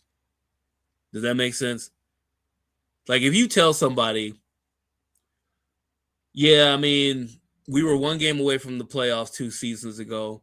We had a coach that, maybe didn't have everybody on the same page, but we were one game away from the playoffs, which we weren't the year before. And we also had a player that, yeah, it may have divided the locker room, or maybe we didn't know how to communicate with that person. But you don't sit there and fire the coach that got you one game away from the playoffs, and your leading scorer you don't even attempt to sign back. And then maybe even, I mean, if it doesn't work out, trade her in the middle of the season and try to get pieces for her. You let her go for nothing. Nothing. You know who does that? Inept executive departments. People that don't know how to handle adversity, people that don't know how to, and I forgive the word choice, but manage situations where you should be getting something out of a situation that you consider bad instead of nothing. Being relieved that you don't have to deal with something because you don't know how to deal with it, that's a terrible executive. Absolutely terrible. You shouldn't have a job. I've said this about some of the Chicago Sky management for going on 3 seasons now. The best thing that you can do, you can pull a Danny Ainge. And I know we don't talk about a whole lot of NBA here, but a good GM will say, okay, you're a problem player. Why don't you go home for a couple of days? We're going to find a place to send you. Right? And, whether they say, oh, well, you don't send me here, here, sign this. We're gonna give you a mid-level, whatever the contract is, and then we'll trade you. We'll let you know where we're gonna send you. Right? MJ. Yes. I got some pushback on that. Okay. What are we looking at here? In the last 3 years, and I'm still in front of the commish. The commish is in my head right now because the commish said that if you go back and you look at the Chicago Sky, every player, I think at least in the last 3 seasons, the commission, if I'm misquoting, please correctly. They have sent to a contender. They have put them in a better position than they were in. You are absolutely correct on that. You are absolutely correct on that.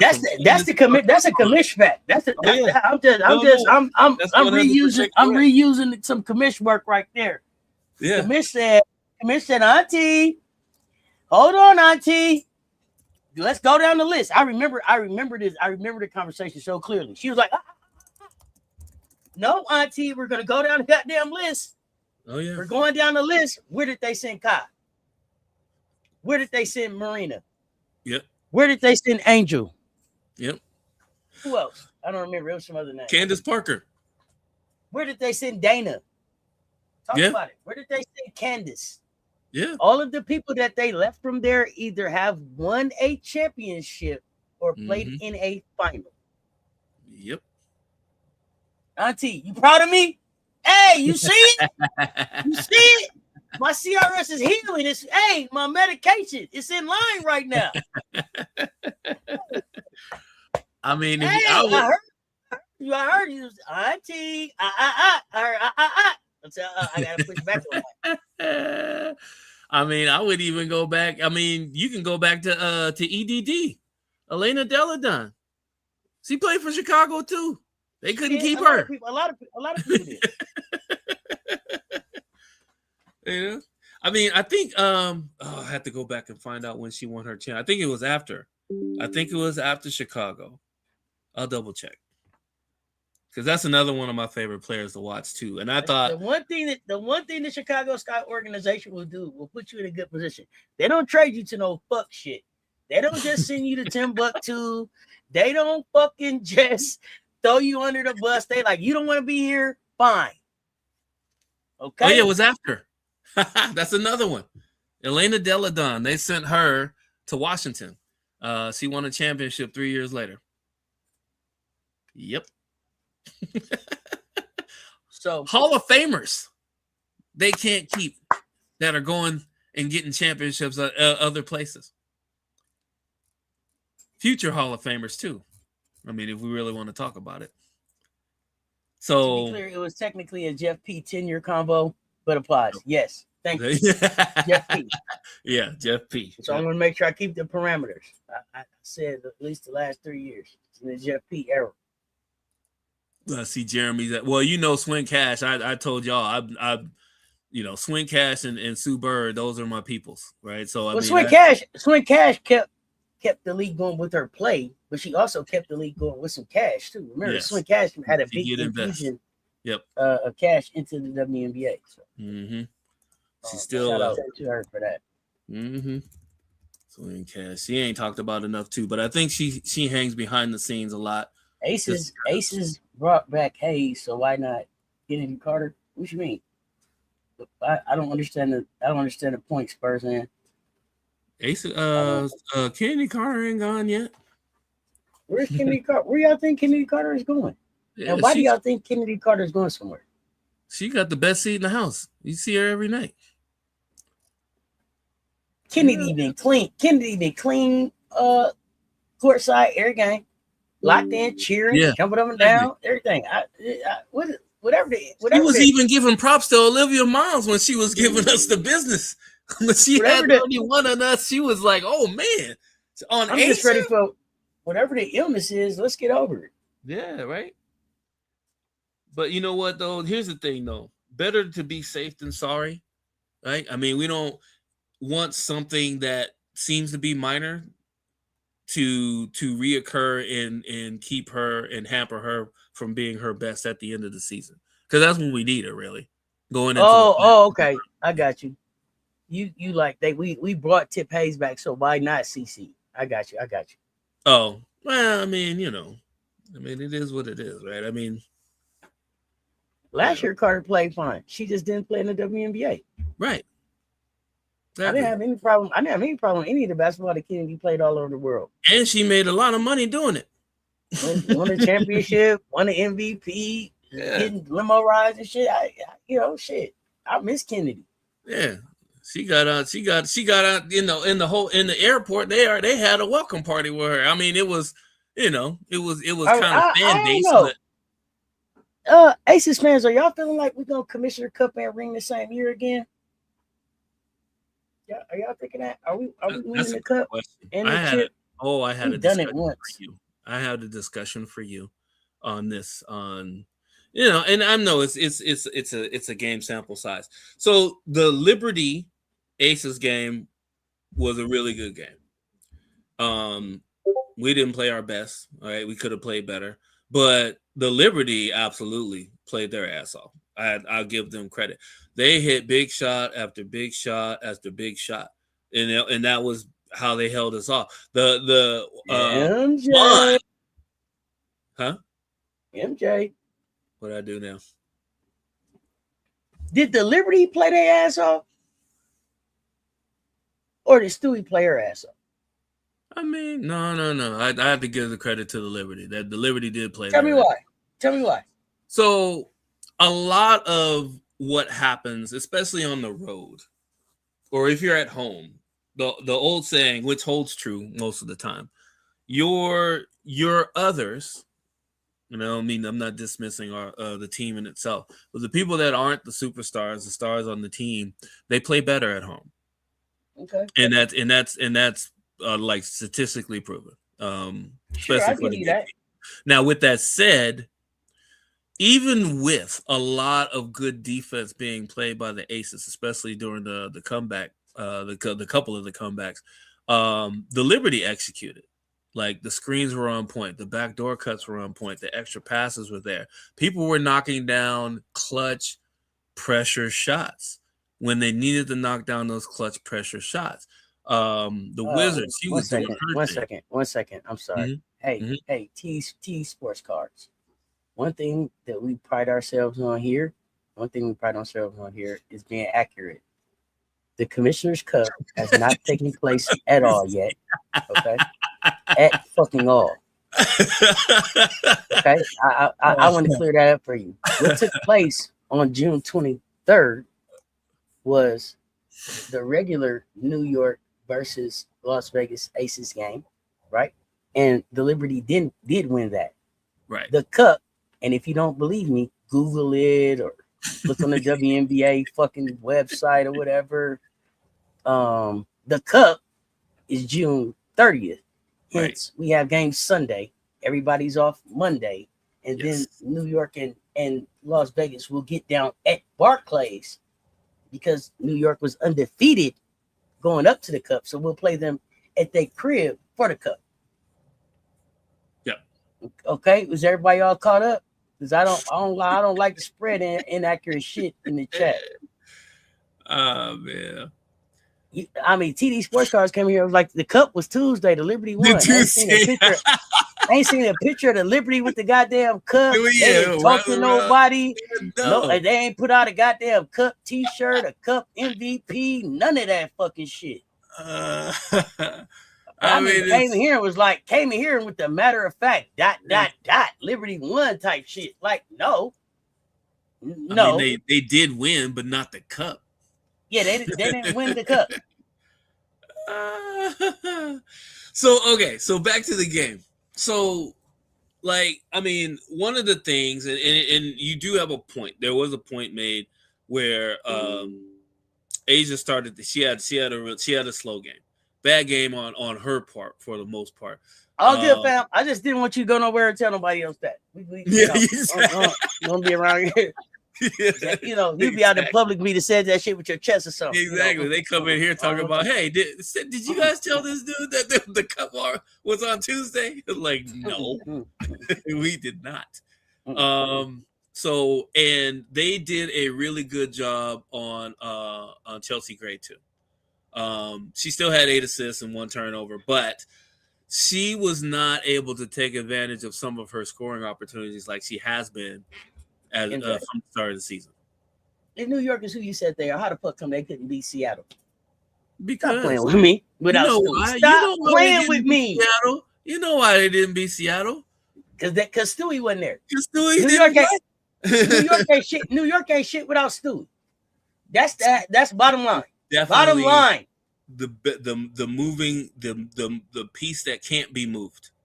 So bottom line. And And it looked like Satu is super important too.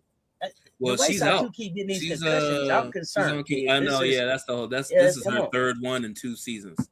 So I'm a little concerned too. I don't know what's going on with that, but hopefully she gets better soon.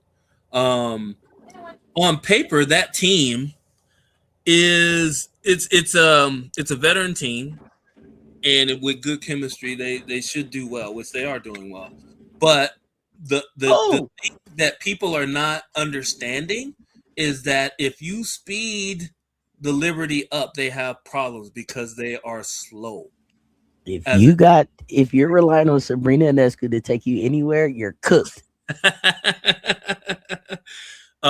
Sabrina, like I said before, Sabrina's the fourth option on this team. When everybody's healthy, she's the fourth or fifth option on this team. Do people understand that?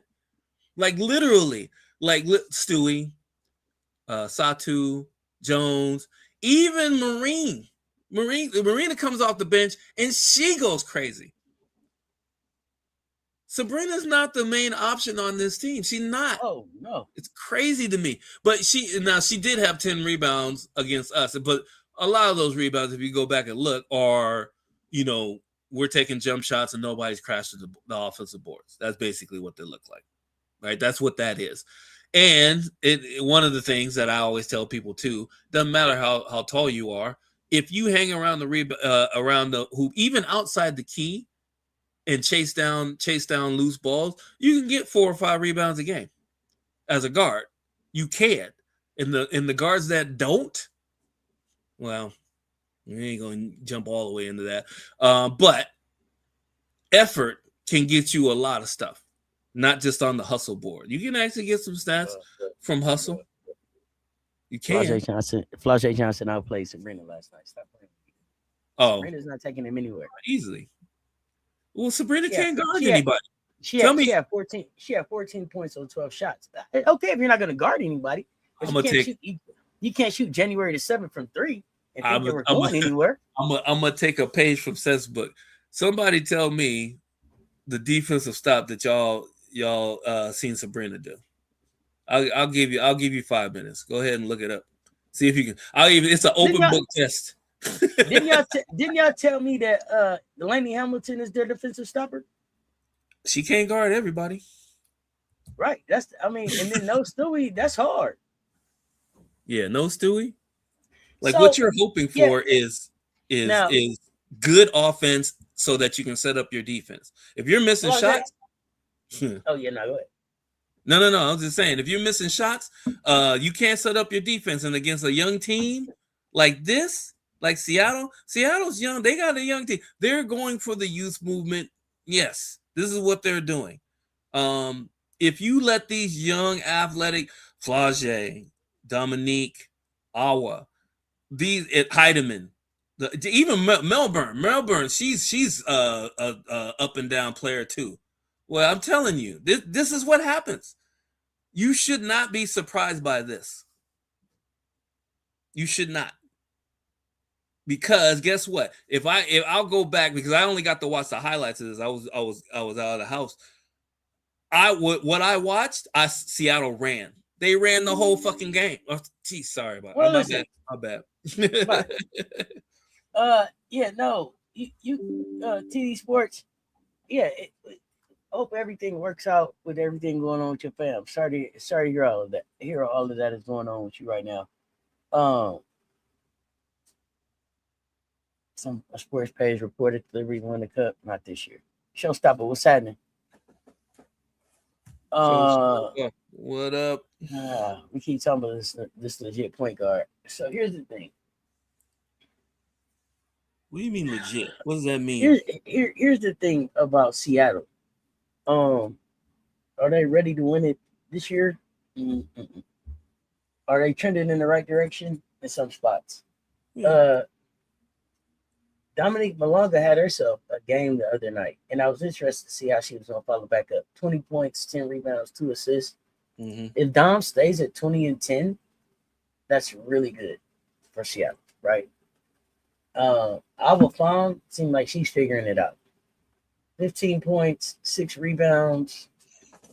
You can get that. That's pretty good. I have a hot take. Go ahead. As much in long as I'm on my fantasy league, but Fam is on another person's fantasy league, which I will not mention right now. I found out who that person is. Jeez, unbelievable. But Fam should pass Malanga by next year, if not the year after. She might be the truth. She is a ridiculous athlete. Her feet work is, oh my goodness, man. It's right. The only thing she needs is more strength and consistency. I think if she gets stronger, once she gets stronger, her consistency is going to pick up. Huh? MJ. No, Seattle 2 to 3 years out to actually contend. They just need experience. MJ. What? No, I don't. Here's the thing. I don't know if our farm is going to pass Dominique Malonga. Okay. Yeah. Let me tell you why. Go ahead. Did you watch her in that last game? The last game I missed. It's the game before New York. You saw them. Is that correct? I saw the highlights of that game. Yep. Words matter. Did you watch the 37 and 12 point game? The 30s? No, I didn't. Okay, so Dom went out there and got 37 and 38 minutes against Dallas. Yep. The aggressiveness that she was coming with, the way she plays, the way that she's growing, and this isn't taking anything away from our farm. I think they're both on a great trajectory. But I've been trying to figure out about Dominique Malonga, like what it is. Anybody listen, and it's always something different for me. It's always something non-basketball related that really pushes something. Oh boy, here we go. Into the forefront. It's going to be something really weird. But anybody that will change their hairstyle from the time they go in the tunnel and come out for the game is a different fucking mentality, bro. Do you understand what I'm saying? Have you seen it? I kind of do. Have you seen it? Like I'm not bullshitting. No. See Dom come in. Dom will come in 27 minutes, bust down, whatever, But yeah, game time. Yeah, bro, she all natural out there. Yeah. Do you understand? Mentality, bro. I think she did that in mid-game when I think she had a wardrobe malfunction and she took it off mid-game or after halftime. Dom has showed up in the tunnel with a bust down, bro, and came out in the game with the bust down off. All right, you think I'm playing? You're not paying attention enough.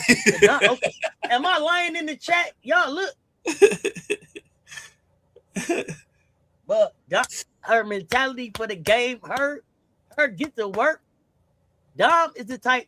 What other player do you know that's gonna come bust down, bro? Lashes everything and then take all that shit off to play the game. No, bro, you hearing me? Do you know the level of commitment? You ain't listening, goddammit. You ain't listening.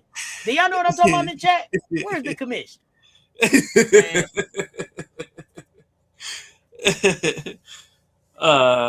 Yeah, she most definitely has. Thank you. I'm telling you, Dom come glamour girl, straight bust down, straight wavy, right? Come out for the game, straight natural, like it was last night, just looking like Olivia Mouse. That's fair. No lies. Thank you, Commish. I'm telling you. Do you know the level of commitment? Do you know what that means? Well, all right, bro. Here's the other thing about her. She's a foreigner. So can't go far. I know, but that's the whole thing. When we're talking about Malonga, we're talking about somebody that's not like a shake and go. A shake and go. I ain't this was Friday. Go ahead.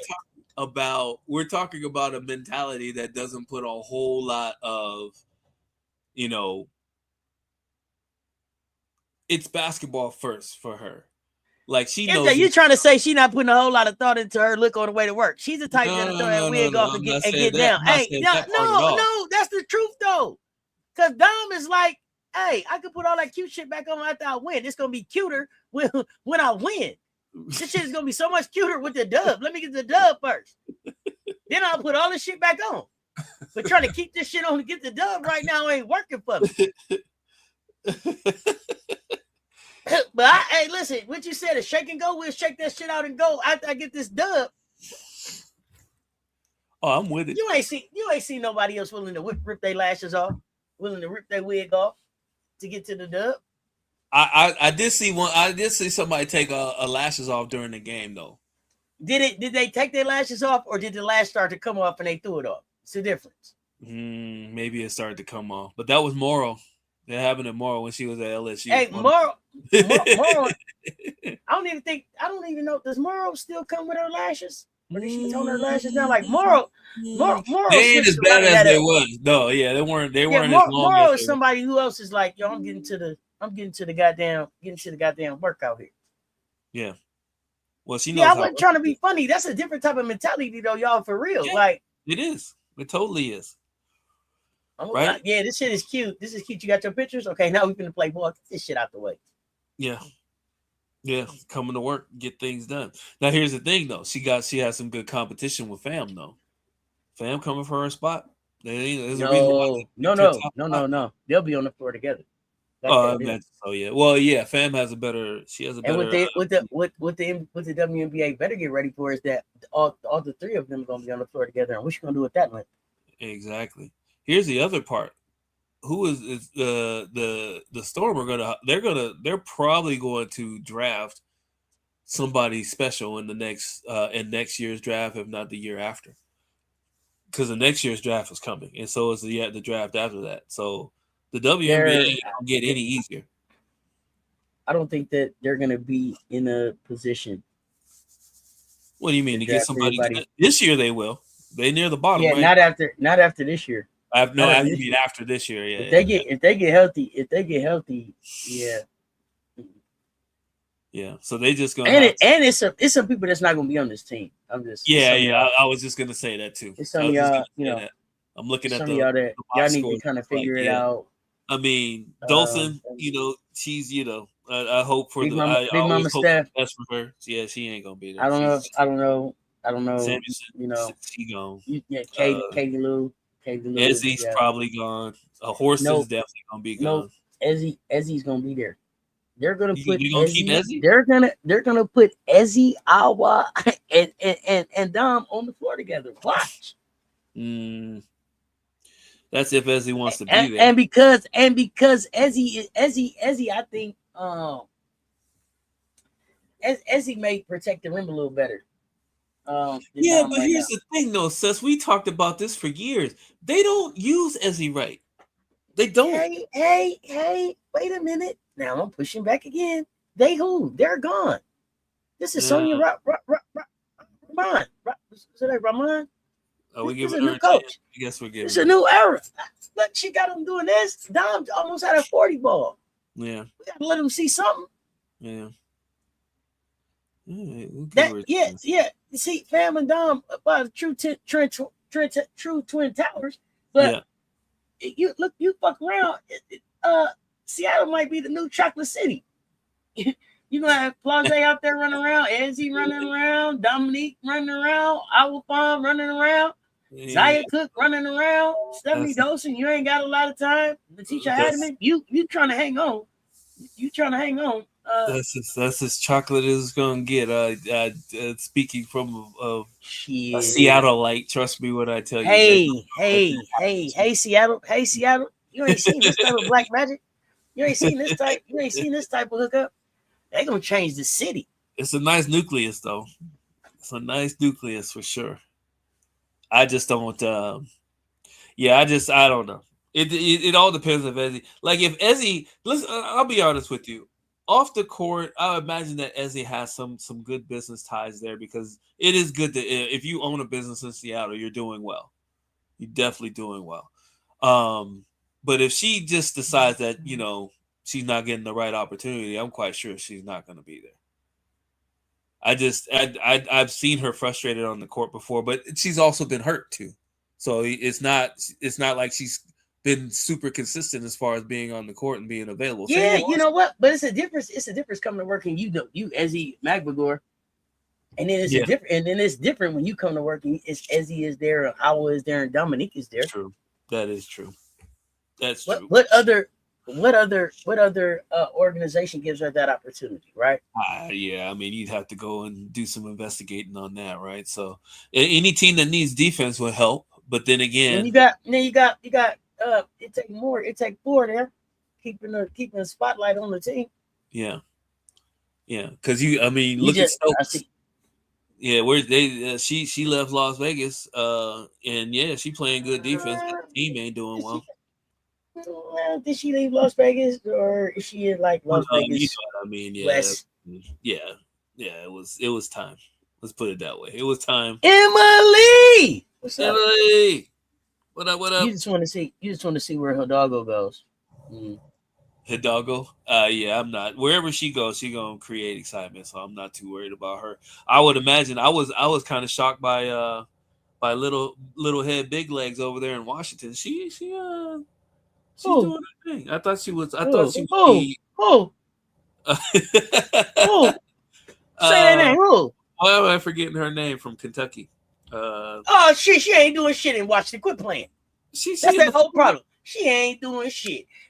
she ain't doing a motherfucking thing. You talking about Georgia Amore? Yeah. Man, if they don't, that's Washington problem. Amore is their problem right now. If they will go get a point guard, Washington in the goddamn playoffs. Stop playing with me. She ain't did shit. Awesome. Tell me about your favorite Georgia Amore moment. Little head, big legs.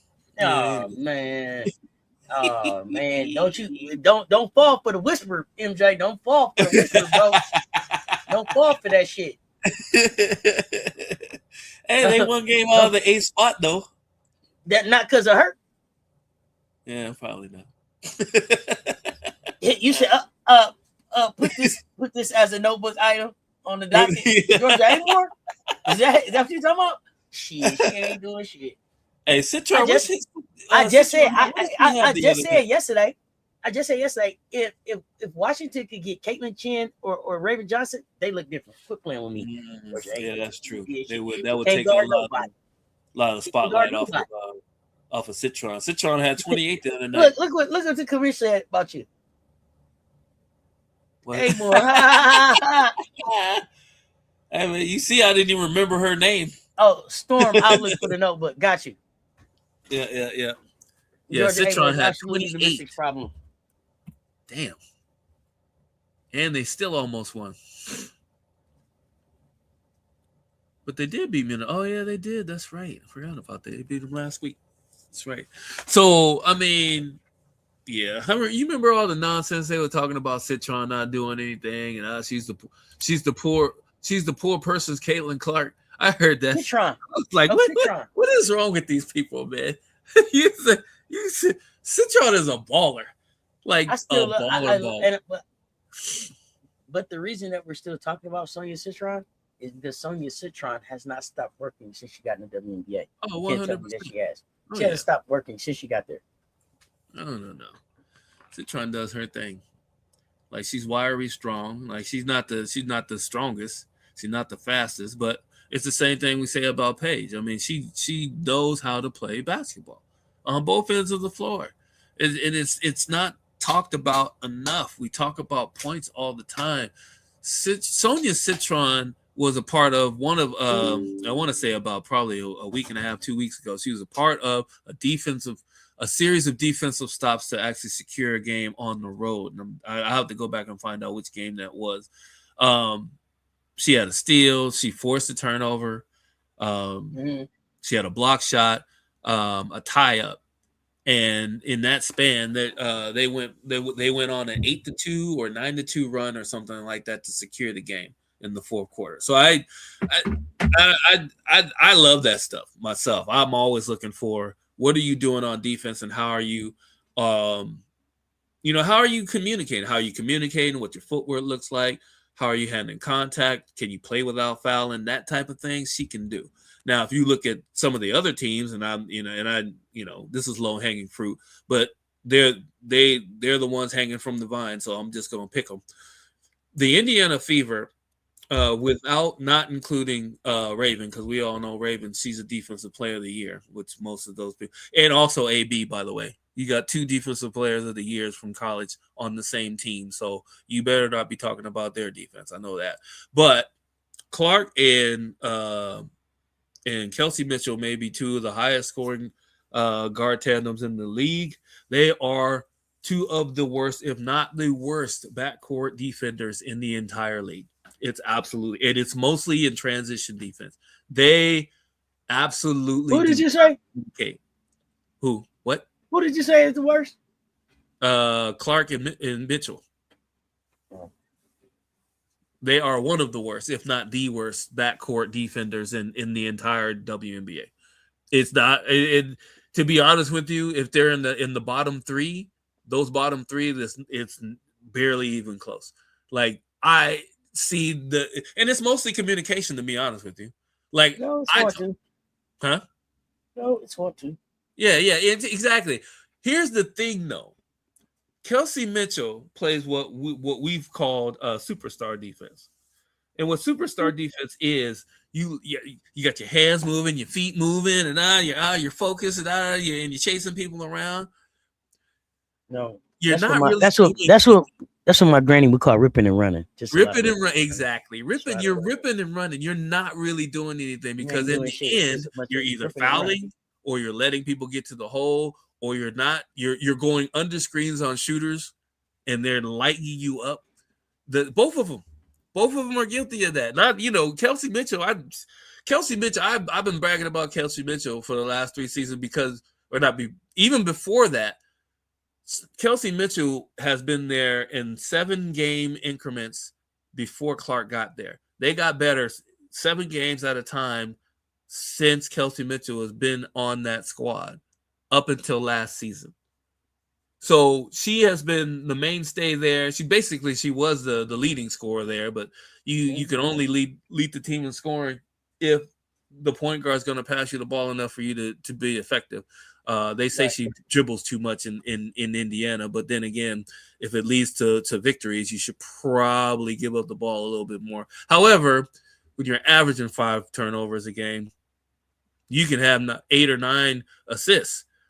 Those 5 turnovers bring you back down. You could have a 4-to-1 turnover ratio, assist to turnover ratio. Once you get 8 assists and 5 turnovers versus 2. That's the difference in a game. That's how you lose games. That's how you lost the last game for the most part, because that push off on Kelsey Mitchell, that's a turnover. That's not just an offensive foul. It's counted as a turnover. So as far as that backcourt goes, you're going to have to live with having Raven on the court more often than not, because you should want to live with that, though. You should. You be your goal. But you know why? There's a narrative that keeps her off the court. The narrative keeps her off the court. Yeah, it's almost like Stephanie White coming out and basically, going to bat for her star player. Here's my thing about that. That was the easiest thing that Stephanie White had to do all season. Easy. Because it's why everybody saw it. It's right out in the open. She can definitely go at the referee. She can go at everybody else except for the person involved on her team, because everybody saw it. And plus, there's a narrative out on AT anyway. So that's low-hanging fruit. You know what's harder for her to go after? It's harder for her to go after the so-called best player on their team when they're giving up 28 points to the opposition when she's guarding them in 1 game. That's not a lie. That happened this year. Clark gave up 28 points when she was guarding other players on the other team. That happened this year. Nobody said shit about it. Why?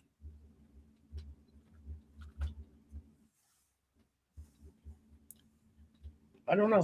Defense and rebounding wins championships.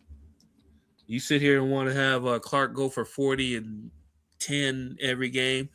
you're going to consistently watch that team lose and keep blaming everybody else but the fan base.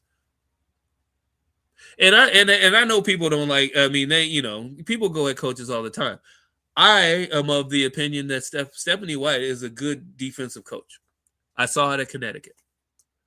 Just couldn't draw up an X and O's to actually finish off games in the playoffs. Couldn't do it. But even then, I don't even know if I can even blame her, because some of those mistakes, especially 2 years ago, that was Bonner and AT that miscommunicated on that late game situation that cost them the series. So you can go back and forth on that. I've seen her defensive prowess when she was with Connecticut, and it got them into the second round of the playoffs in consecutive years. So she's got to be doing something. Shit, hell, last year, her best player, so to speak, went down in the middle of the season. They still went 500 and was one overtime game away from making it to the finals. But it's Stephanie White's fault that everything's happening, right? Okay. Y'all keep playing with me if you want to. All right, that's enough about that. That's enough about her. I'm gonna tell you who I do want to talk about. Marina Mabrey. Marina Mabrey dropped 53. God damn. Oh, I have another hot take. Go ahead, though. Go ahead, though. Oh, go ahead. Hot take. What you got? So, isn't it miraculous when and no, I'm not trying to poo-poo this at all, because it was ridiculous. Her 53 was ridiculous. But this is what she can do. However, it's remarkable how you can have these performances when you're not looked upon to actually lead people to a championship, much less the playoffs. Tell me if I'm wrong. You're wrong. Okay. You're wrong. In this case, you're wrong. I don't know what it is about Toronto, where I don't know if Marina feels like she's been in the league long enough that she is absolutely ready to be the face of this thing. Otherwise, you can't take the $1 million. You took $1 million to me in this backcourt. Yes, it's absolutely. How come you can't nobody take else? $1 million? Nobody else, because there's nobody else on this team that has the responsibility to lead besides you and Brittany Sykes. Y'all branded this thing as $1 million backcourt. So yeah, you got to be that now. You got to go be that now. She may be getting off. Here's the thing. I feel like. Let me say this is what I'm gonna say about Marina.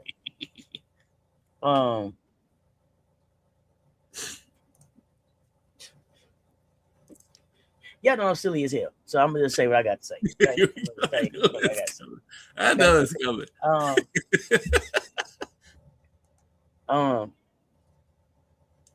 What's the best way to say this? No, here we go. I don't know. Maybe she went on a lazy rivers or something and got her groove back. I don't know. It looked like she got her groove back to me, though. Okay? Looks like she got her groove back to me. Y'all remember what Stella did to get her groove back, right? She went down to Jamaica, caught her a little young thing or something. She got her groove back. I'm just saying.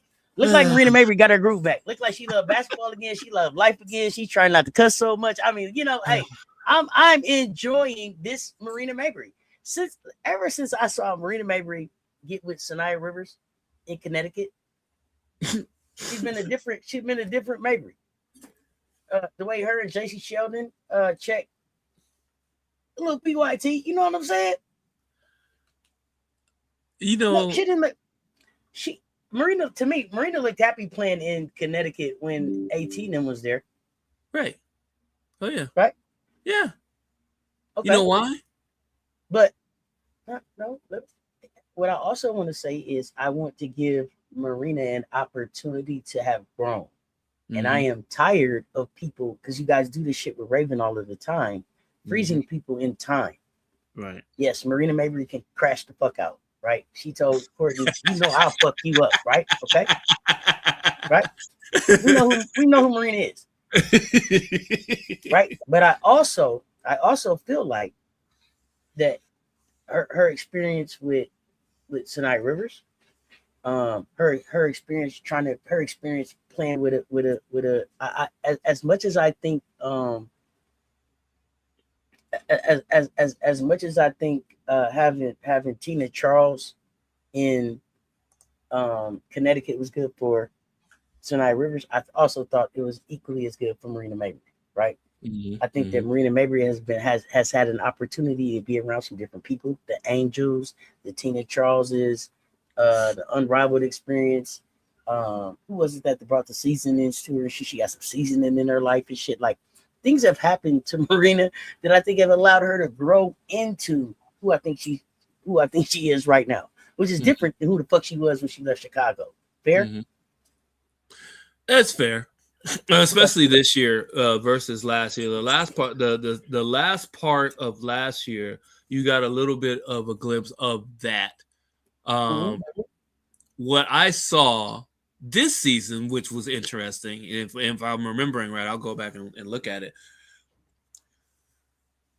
And I do agree with what you're saying that Mabry's not a point guard. I'm not arguing her as a point guard at all. No, she's not a natural point guard at all. I mean, she's a combo guard. I mean, the only thing that makes her any type of point guard is she brings the ball up and gets the team into the offense. I mean, that's you bet not let her. That's yeah. That's exactly where you fuck up. Yeah. She'll walk up. She'll launch it. She don't do it. She had a flamethrower out last night. You hear me? A flamethrower out. I'm like, how are y'all? Oh my gosh, how are y'all letting her do that shit? I mean, at one point, you're not really letting her do anything. So here's with Marina.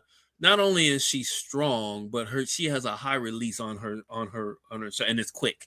She has a high, quick release on her shot. So once she gets it off, you're not blocking it, you're not really disturbing it. And if she's focused on the rim, there's not a whole lot you can do. We saw that last night. There's not a whole lot you're gonna do except for foul her. But then again, she's about 80 or 85% from the free throw line, so you don't want to do that either. You don't want to foul her, and you don't want to start talking to her because then she gonna talk back. That get her. Oh yeah. She don't back down.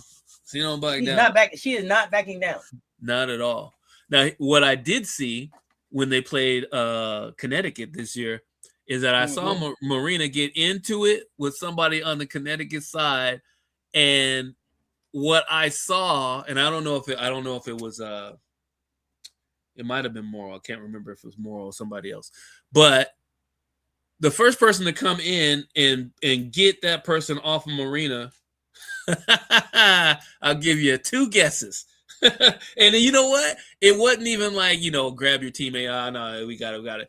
It was a 2-hand shove. Like, I mean, like, get off my blankety blank or whatever you fill in the blanks. I'm not gonna fill in the blank. But it was a shove like, get off my blank. That's what the shove looked like. Go back and look at it. Maybe it's just me. Like, who was it? Usually you just grab your teammate. Who was it with the shove? I mean, it was just who you was just talking about. Okay. Yeah. That was crazy to me. Like, why are you shoving your teammate like that? But yeah, gave her a nice hard 2-hand shove. I'm like, we ain't got time for that. No, exactly. It might have been Lacan though. I think it might have been Lacan. I think it was Lacan. Now that I think about it. It was Diamond Miller and Sanaya. That's who it was? Yeah, I think was it? That's I think so. Yeah, I think so. I think you're right, Emily. Yeah, I think you're right. And I'm not ain't nobody trying to make this girl no fucking MVP. Okay. I'm not trying I'm not making her. Let's not go MVP. Too far. 53. And there was some stat pad, okay? Like a little bit. Her sister told her that she was close to the record, and then Oh, you understand? Yeah. Rivers had to tell Diamond. Thank you. Yeah, that's how that happens all the time. You know what I gotta figure out? What I can't figure out? Why can't nobody get past this 53? It's only 40 minutes in the game, though. I mean no, AJ finna break that shit. It's too many people at 53 now. It's just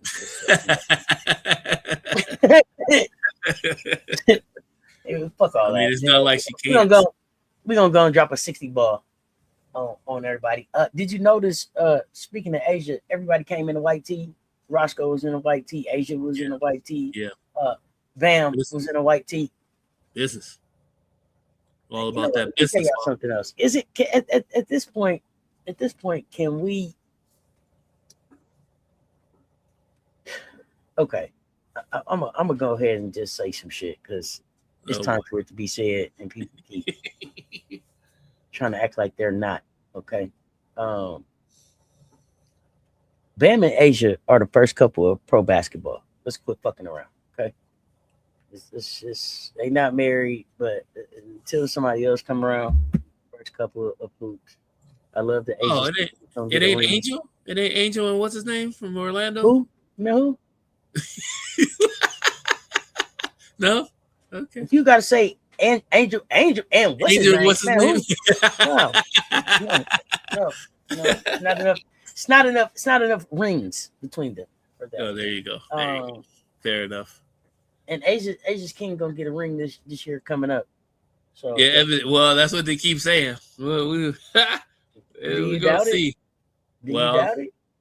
I mean, we'll see we'll see who they fill in around that team. But yeah, man, listen, pound for pound, they just became the strongest fucking team in the league. OKC when they got them to 7 foot something that they think gonna deal with Wembanyama, but no, he's too slow. No, he's not. Giannis and Bam. No, The other thing I'm watching now in the WNBA is which free agents want to go now. Miami was already a destination. Giannis and Bam, stop. So here's the thing with that, and you make a good point because this is the same thing that you can say about the WNBA too. When you have players, and not even just star players, but the mindset of those star players have to be in a certain mind frame, right? You have to have players.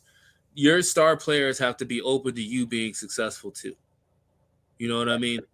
We have and this is that are so into themselves that they stunt the growth of the players around them and wonder why they can't win.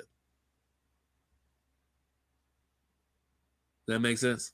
It happens sometimes, but this is what I gotta say. This is what I gotta say about Asia and Bam being the first couple of the WNBA NBA.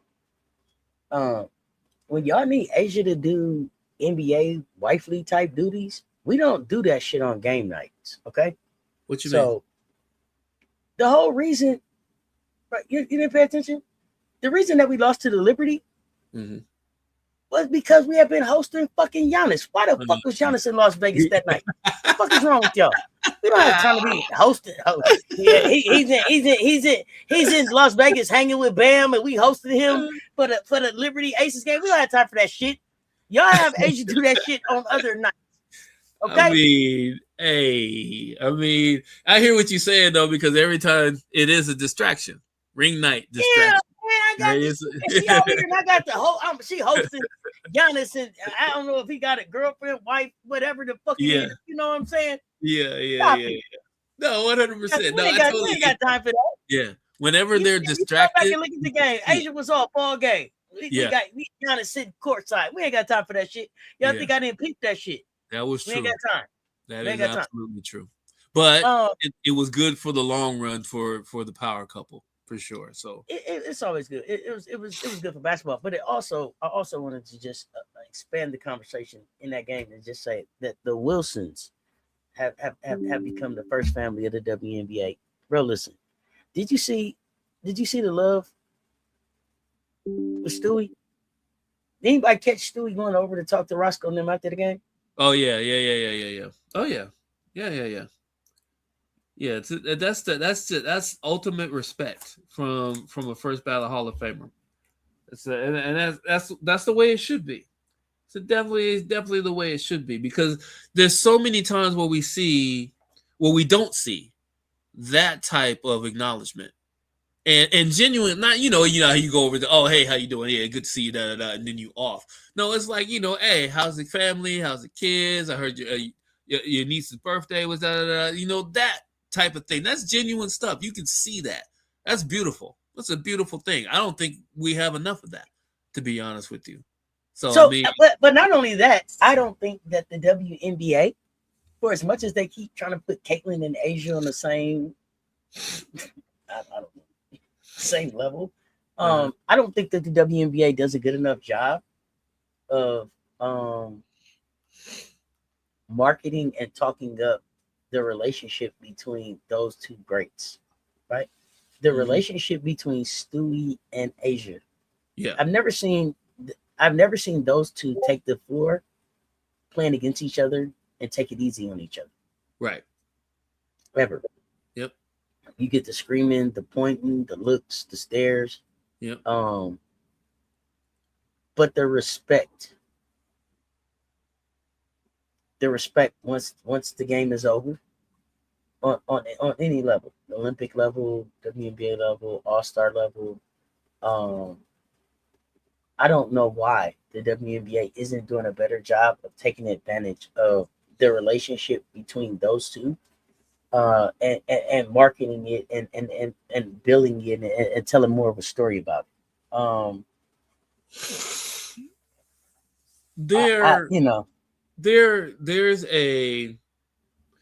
the one thing about professional sports in general, especially when it comes to superstars that are marketable and that we can't get enough of, is time. It's not enough time to get most of the stuff that we think we need to see out of the star players in the league, and that's not all the WNBA's fault, but they can actually do a better job of doing more features. What will we learn from a sit down with Asia and Stewie? I mean, you could turn that into a 8-part series. What in the hell could you learn? You know how NBA TV used to do Shaq and Kobe sat down, Magic and Isaiah sat down, right? The player one-on-one type thing that they used to do. The WNBA should be doing that type of stuff, right? Yeah. But you should be looking at past players and future players that kind of comp each other, like have them talk to each other. But the opportunity to have them sit down and talk basketball, share their stories,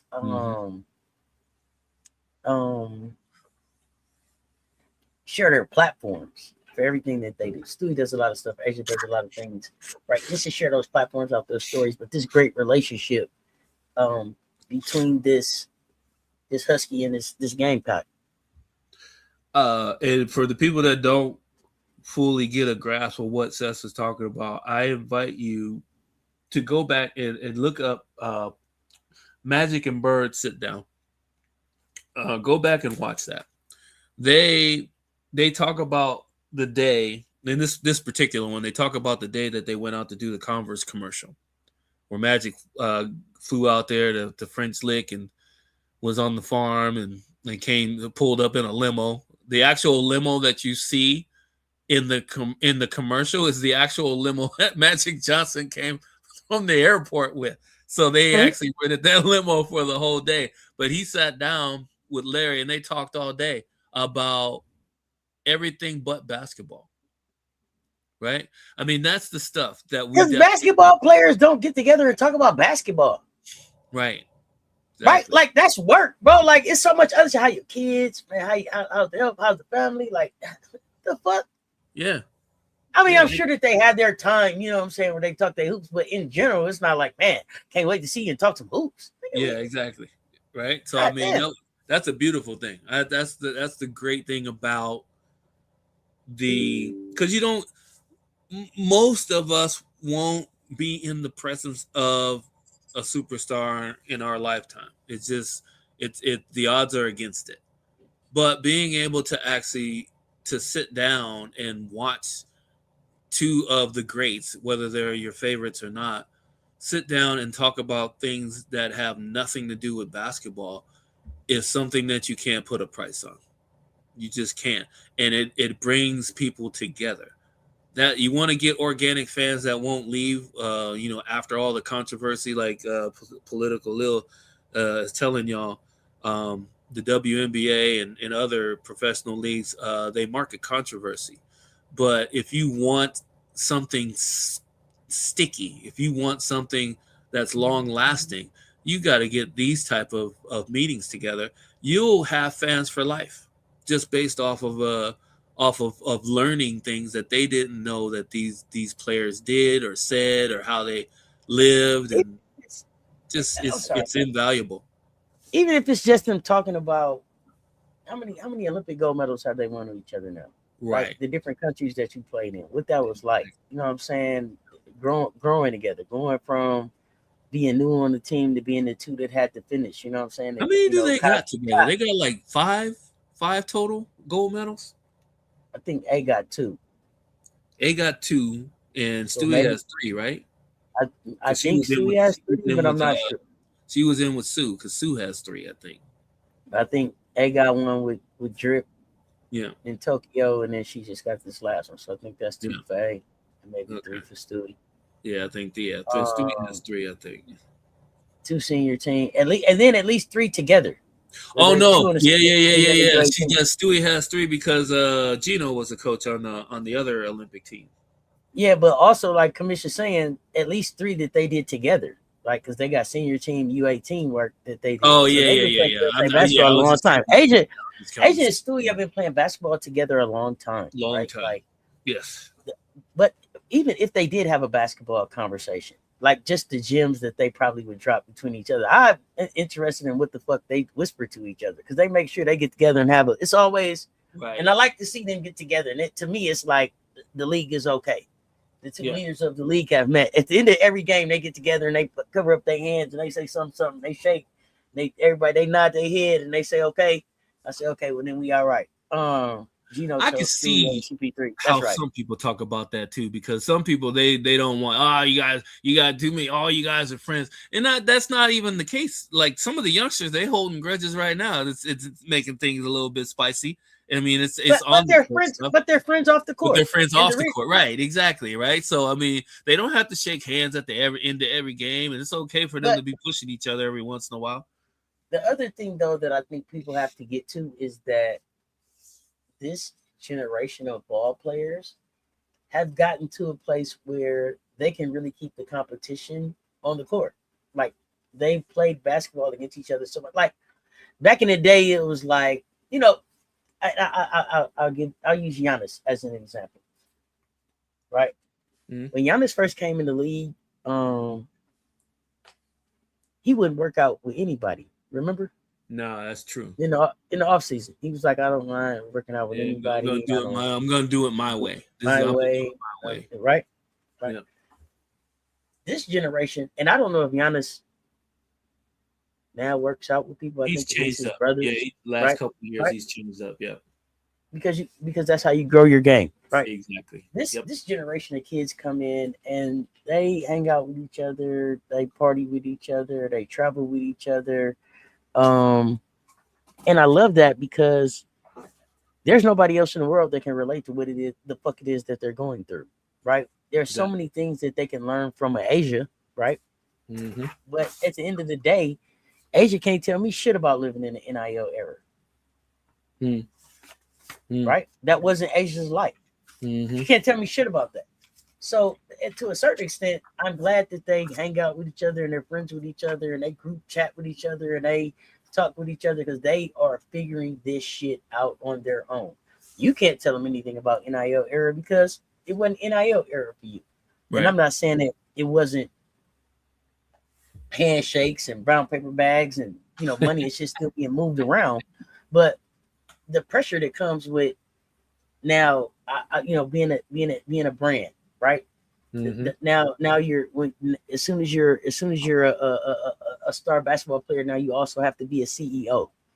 Am I aligning myself with the right coaches? Am I aligning myself with the right teams? Am I developing the right shit? Mm-hmm. Can I go over here? Can I wear this? Damn, did I sign this deal? Can I wear my Nikes today? Do I gotta have my Under Armour? All of this shit that's going on top of all of that, you also got this social media world that we're living in now, right? Which is going crazy. So I love that they're friends, and I love that they're able to still get after it on the court. But I think that it's something I got to get away from the thought process that because they're friends off the court, they're not competitive on the court. I want to be able to get away from that narrative. Here is the one thing that we saw. I think it might have been last season. You remember when Big Four was doing her he's doing her off-season workout, and Paige Beckers pulled up onto the court, and they got into an impromptu shooting contest. Paige in street clothes was wearing Big Four out Yeah. Talk about it. off the street. You think, and she said, I gotta get in shape. It's like, yeah, you do gotta get in shape. Paige is remember they did the 3-point workout. Flau'jae couldn't finish. She said, you get all these shots up in a minute. She was like, yeah, you gotta be able to do all of this in a minute. But to Flau'jae's credit, I don't know if she's getting all those shots up in a minute, but her 3-point shot looks better. It looks better. Her 3-point shot is better this year. Yep.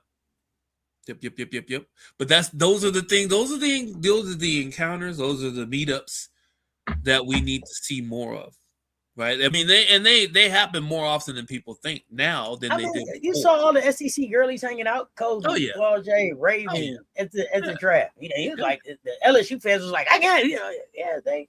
Yeah. Oh yeah. They hang. 100%, man. I want to say Lauren Betts was, there. Kiki was, not Kiki. Kiki Rice. Yeah, Rice, all of them pouring into each other and figuring this shit out. So I like that. You know what I liked this weekend, and what is this weekend? But this past week, when the Fever played the Dream. And I just saw all of the backroom videos. Don coming in, Raven running like 700 miles an hour to go give Don a big fat hug. AB looking at Raven, talking about, you never greet me that way. And she goes around, she's hugging all the coaches. And then after that, Medina goes into the hallway, and the whole ladies team for next year was screaming and yelling at her. She didn't know they was gonna be there. Adele jumped on her. Let me tell y'all something. I need y'all to understand. How solid Big Mama is. Okay. Talk about it. I know exactly what you're gonna say. Think about what the fuck I'm saying now. It wasn't just like Cess. It wasn't Auntie. You understand what I'm saying? I'm all 5 foot nothing. Okay, 5.5 on a good day. If I put my tall shoes on, I think. But Adele jumped on Medina. Medina didn't move. No. And then everybody else grabbed her. I didn't even see Mo leg buckle. Y'all don't understand. Didn't Molly say Medina was the strongest? Yeah, she did. Player she had in it. I saw it. I don't think they understand this. Adele literally like a jump. Yeah, 2 or 3 feet off the ground onto Medina. Medina caught her like she was a Nerf ball. Yeah, like I got you. And what else y'all talking about? Hey, everybody was good. Yeah. Hey, you understand what I'm saying? The strongest, goddamn it. Man, listen, that was so good. I can't wait for her to finish growing up in the WNBA. But the other thing that I noticed was the love between the bigs, right? So Adele jumped on her. You seen the guards kind of like, yeah. There was a moment where Medina and Allie embraced, and it was a moment for them, and then Medina did all of that, and then it was about Chloe. Yep. It was about Chloe. She snatched up Chloe and did the nice rocking hug. I was like, when you doing the rocking hug, that embrace was about that was about how much Chloe poured in. Yeah. How much work Chloe did just off the off the bench. That was the visual of Dawn talking about them genuinely wanting each other to do well. Mm-hmm. Yep. Right? Exactly. Like you got to see that in the relationship. It wasn't made up, right? I don't know any other team that I've seen that with. Like a lot of people, like, we love each other. We just want to see each other do that. I don't know. When y'all get outside from each other, y'all don't act like that. Mm-hmm. Yeah. Even, right? Like Alicia Gray. Mm-hmm. She. I mean, couldn't wait to see Dawn. That was good too. Almost swallowed Dawn up. Right? Yeah. Big old Breezy. cheese. I even worried about where's my Breezy. Where's Breezy? I got a chance to see Breezy. Oh, that was the one. That was a good one too. So if you guys can look this stuff up. I saw it on Instagram. I saw it on X. There's a few social media sites that you can still see those on. Breezy was exactly, Jeremy. Breezy was coming down the hall. That right before the game was going to start. You know, Breezy, she's in street clothes. She's one of the last ones to come through. Raven goes by, and then Breezy comes. She looks over and sees them, and just all hell almost broke loose right on that line. She started hugging all kind of people. I gotta go, but it was like, man, it was a beautiful thing. It was a beautiful. I want to go back to something that the commish shared. Favorite moment is from Ace's recent documentary where they showed the Aces losing to the Libs at the start of the doc. You can see Stewie ground A. Go back and watch. There's a lot of respect and admiration. Stewie ground A almost away. Meg brought A back to earth after a 2.2 shot in the finals. Underrated moment. Mm-hmm. Check that out. But seriously, when you're the two best in the world at something, and can have that type of friendship, and it's crazy because for as much as people want Caitlin and Angel to be Magic and Larry, Stewie and Asia are Magic and Larry without the racial undertone. Mm-hmm. Watch their friendship. Exactly. Larry and Magic never had a racial thing. No.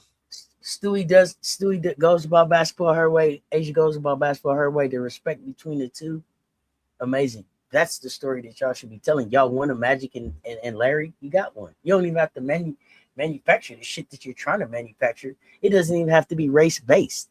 Right. You have a great story. You have a great story that goes back for two people whose college schools are, not rivals, right? But have mixed it up pretty well over the last few years. Like Stewie, y'all hadn't won one since you left, right? And you got to think about it too. Like you said, it is a sorority of sorts. Mm-hmm. When you're on the Olympic team in itself, you are part of you're a part of an entity that only a certain amount of people get to be a part of. Oh, hold on. Let me say something here. Bizzle. I disagree. The younger audience doesn't push a race narrative. The younger audience doesn't even give a fuck about race. It's old white men in media that are pushing a race narrative. Young people don't give a fuck about that shit. You can hoop, let's play. Look around. Look how they embrace and hang out with each other. The younger audience ain't pushing a race narrative. That I disagree with that. A race narrative is being pushed, but not by the young people. I don't. Mm-hmm. Do you know young people that are? I don't see that. No, I mean, here's the thing. Insecure people worry about. I wouldn't even say younger media. There is a brand of media that does it for clickbait, narrative pushing. I think that there are certain media outlets that are paid to push narrative, but I wouldn't put that on the younger people. It's more the Stephen A's and the fucking Whitlocks and them that do more of that pushing, especially around women's basketball, than I see younger people. What I like to call the Neanderthals. Those are the catalysts that start the I won't say uneducated, but the people that need more education narratives, the people that are comfortable with what they know and don't want to uh, get the information they need to have the whole story. It's one thing that has been prevalent since the beginning of time.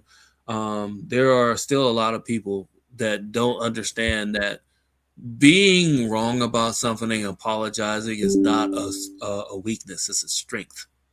It's an absolute strength, because if you're willing to say I was wrong and then find out what you were wrong about, so you can actually be more informed, that's a strength.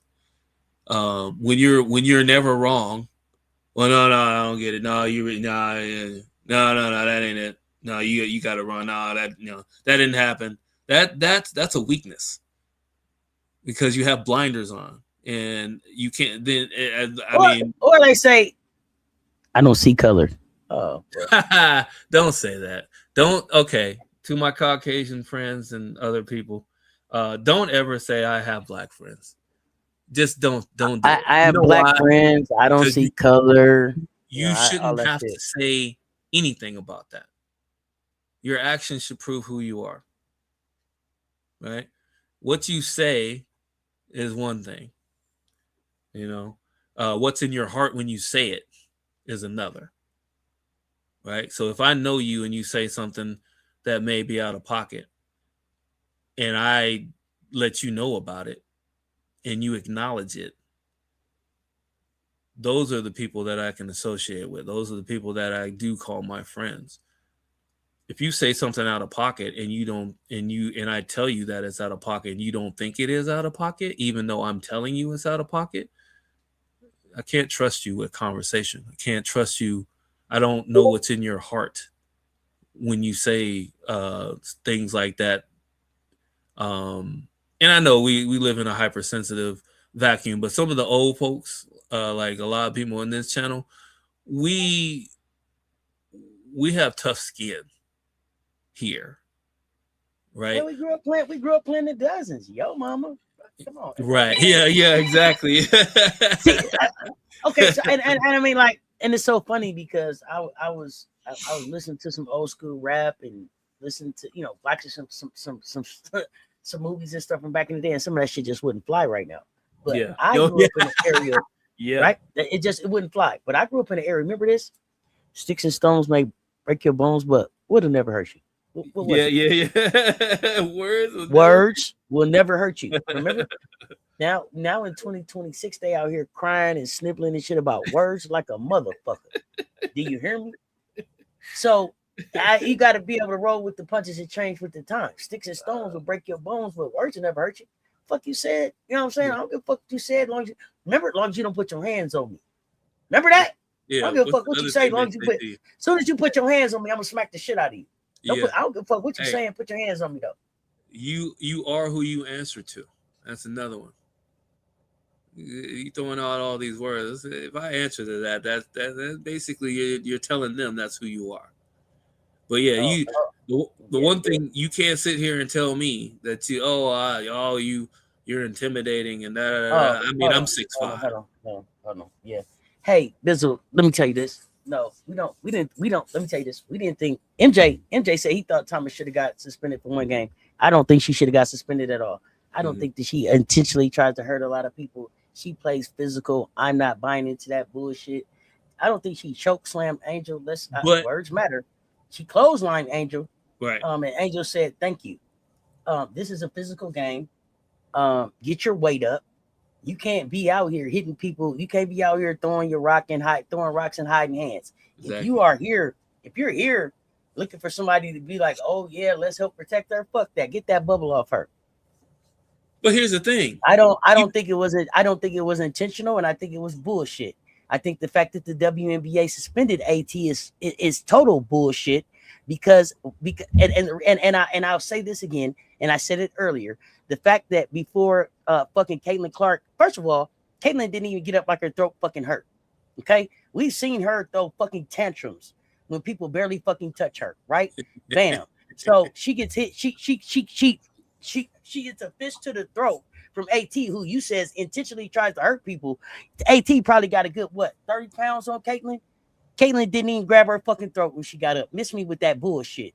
But the WNBA had the nerve to respond to a fucking email and have fucking AT's fucking suspension papers written up before AT even finished her motherfucking shower. Meanwhile, Kamilla Cardoso has been getting fucking bullshit calls all fucking season.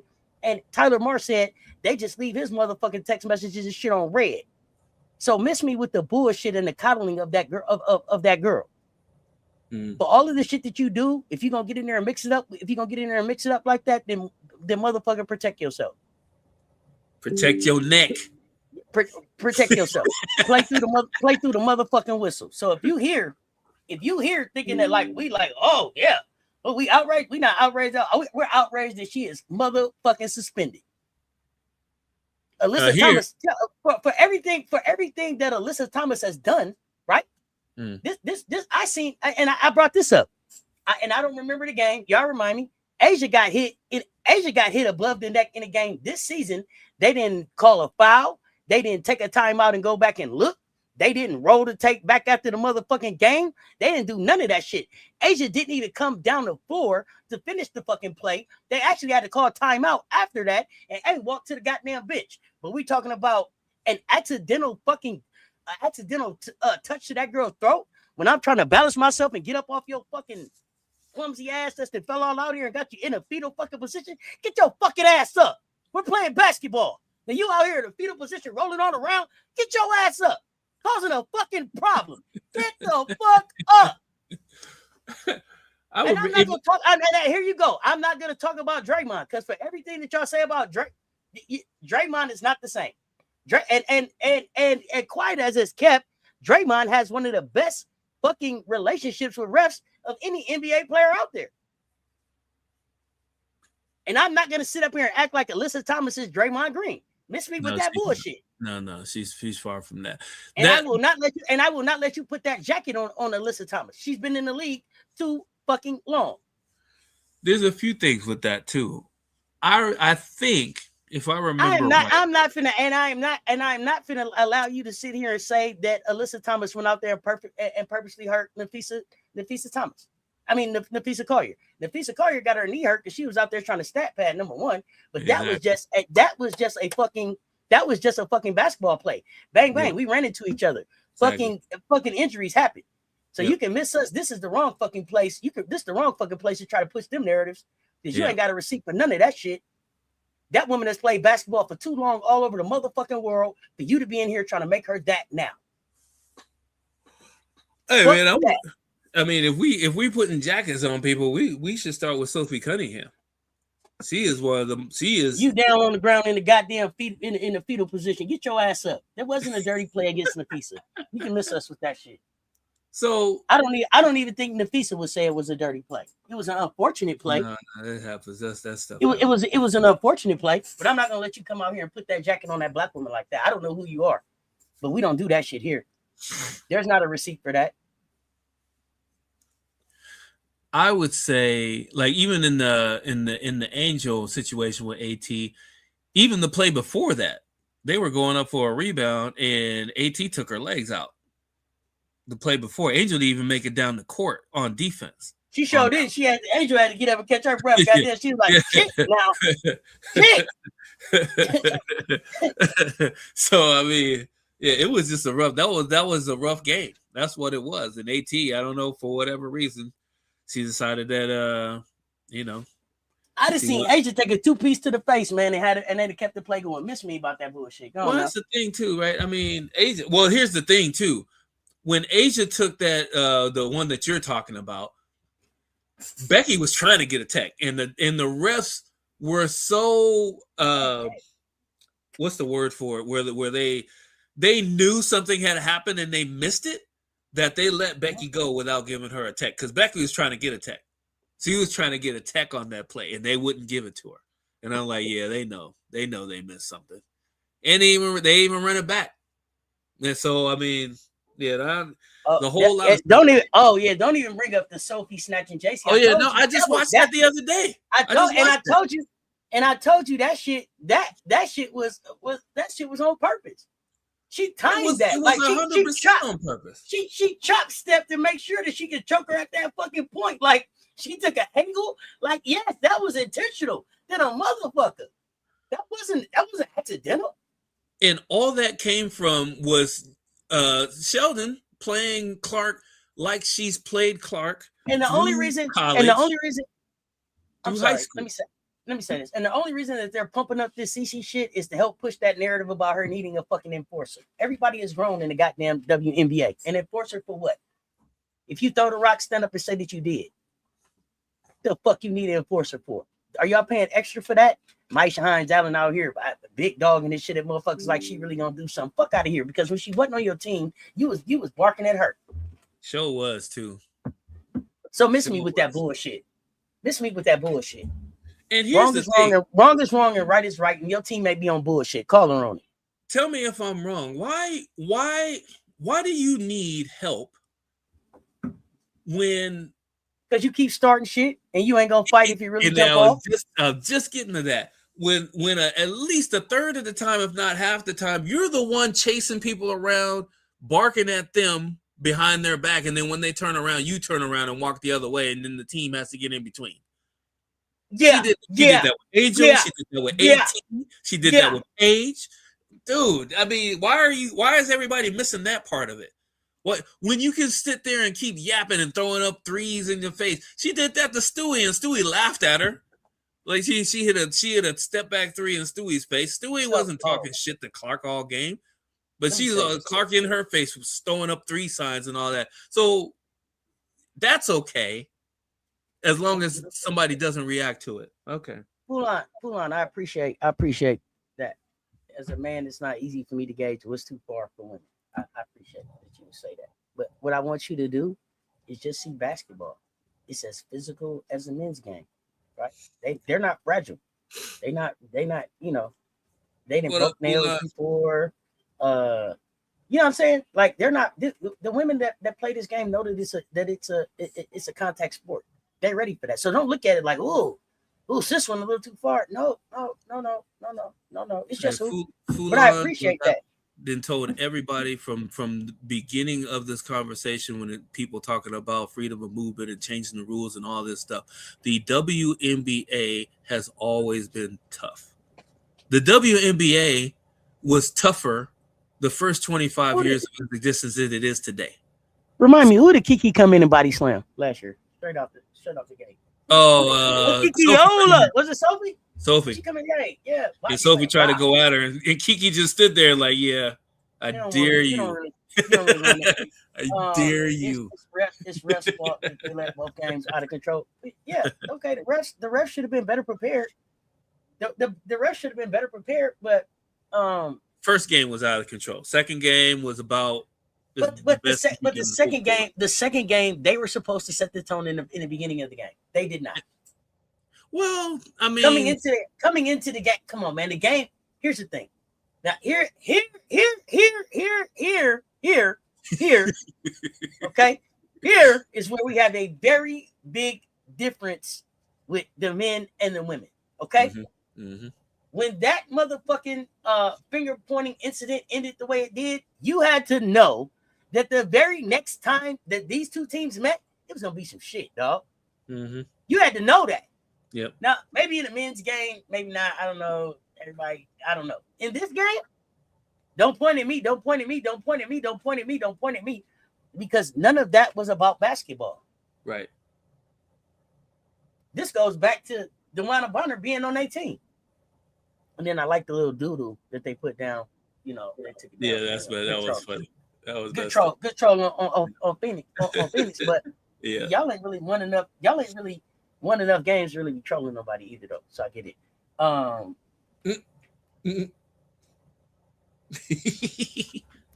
mean, they just do.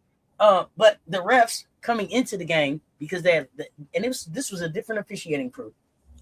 So they were supposed to walk in and be like, we're not having that shit going on here. From the game. I thought the first quarter they did for the most part. Because it to be honest with me, it looked like both teams had definitely got the message from the head off to you know how they say knock it off, that stupid stuff. It in the first quarter it seemed like okay, they're on their best behavior right now. Later on in that game, not so much. No, okay. Here's what really happened. Okay, this is what I'll be honest. What really happened is that people really realized that, like, yo, if you really mean that much to you, I'm here the next 48 hours. We can meet anytime. What time you get out of practice? You understand? I'm in town. I'm here till Wednesday. Well, they have their practice probably 3 hours you got apart to make sure nobody's around. It don't matter. It don't matter. It's a whole lot of free time. I know because the college kids done told me you can leave the hotel. You don't need no permission. No, as long as you show up where you're supposed to be when you're supposed to be there. Now, did you really want to holler? Yeah, that part. Oh man, that's funny. But I mean, you're not wrong. I mean, this all you have is time, space, and opportunity, right? Did you really want to holler at Alyssa Thomas? I'm sure you know what hotel they hanging out at. Was you really trying to holler at her? Nope. Not at all. Because what did you push her for? Mm-hmm. You could say that the NBA don't put up with that shit, but Chris Paul walked up the other tunnel, around to the other tunnel, and up the back sneaky tunnel to the locker room to see somebody else. Don't tell me what the NBA don't stand for. Okay. They had their little squabbles too. I ain't gonna do that. Don't even get me started. I lived through the malice. I lived through the malice at the palace. Who are you talking to? Malice at the palace. Let me see. I just watched who was that with LeBron? Isaiah, what's his name? Who? Tom? Stewart. Isaiah Stewart. Yeah, come on, don't do that with me. I was here when everybody said Rondo spit on Chris Paul. Yeah. Well, that was, and this is recent. I mean, I go back to Doug Christie and Pretty Ricky Fox, where they got into it on Doug gave him an uppercut, and then they both got thrown out, and they ran around the back of the bleachers to get to each other, and Doug's then wife was back there. She jumped in it, and then Vlade Divac was back there, and then Big Shaq came back there pushing everybody around. That's where I come from. That's the time I come from. Hey, remember. Oh, malice at the palace could have been prevented. The refs didn't control the game. They lost control of the game. Right. The malice at the palace absolutely could have been prevented. Spark burst shocks mayhem that happened. Yep. And that was that was Candace Parker basically fighting back. So I'm so glad you brought that up, Cess. So here's the thing. This is Candace Parker. And for all the people that don't know who Candace Parker is, Candace Parker was a marked lady coming into the WNBA. Just like you guys think, like how you think Clark is a marked person. No, Candace Parker was a marked person. She had a bullseye on her back coming in because she was the one. She was it. She was hard to stop. She played defense. She was the complete player. They were saying she was the next, and everybody wanted to find out if she really was the next. And guess who really wanted to find out if she was the next? Did Detroit Shock? They wanted to know how bad you think you are. And you don't have to pick on them again. You don't have to tell me about Steven Jackson and Artest about the beer being thrown from the stands, but the malice in the palace has started way before that. Yeah, you can't let the game get to a point where Ron Artest is laying across the front of the goddamn scorer's table. Right. The game was out of control before then. Right. It was out of control. And what fucking NBA basketball game is it okay for me to just lay across the goddamn scorer's table? The game was out of control. The refs have been lost control of the game. Exactly. But the refs tend to lose control of games in the NBA. I remember seeing what the fuck is that man's name? Who was that? Who was that on Zoe's shoe?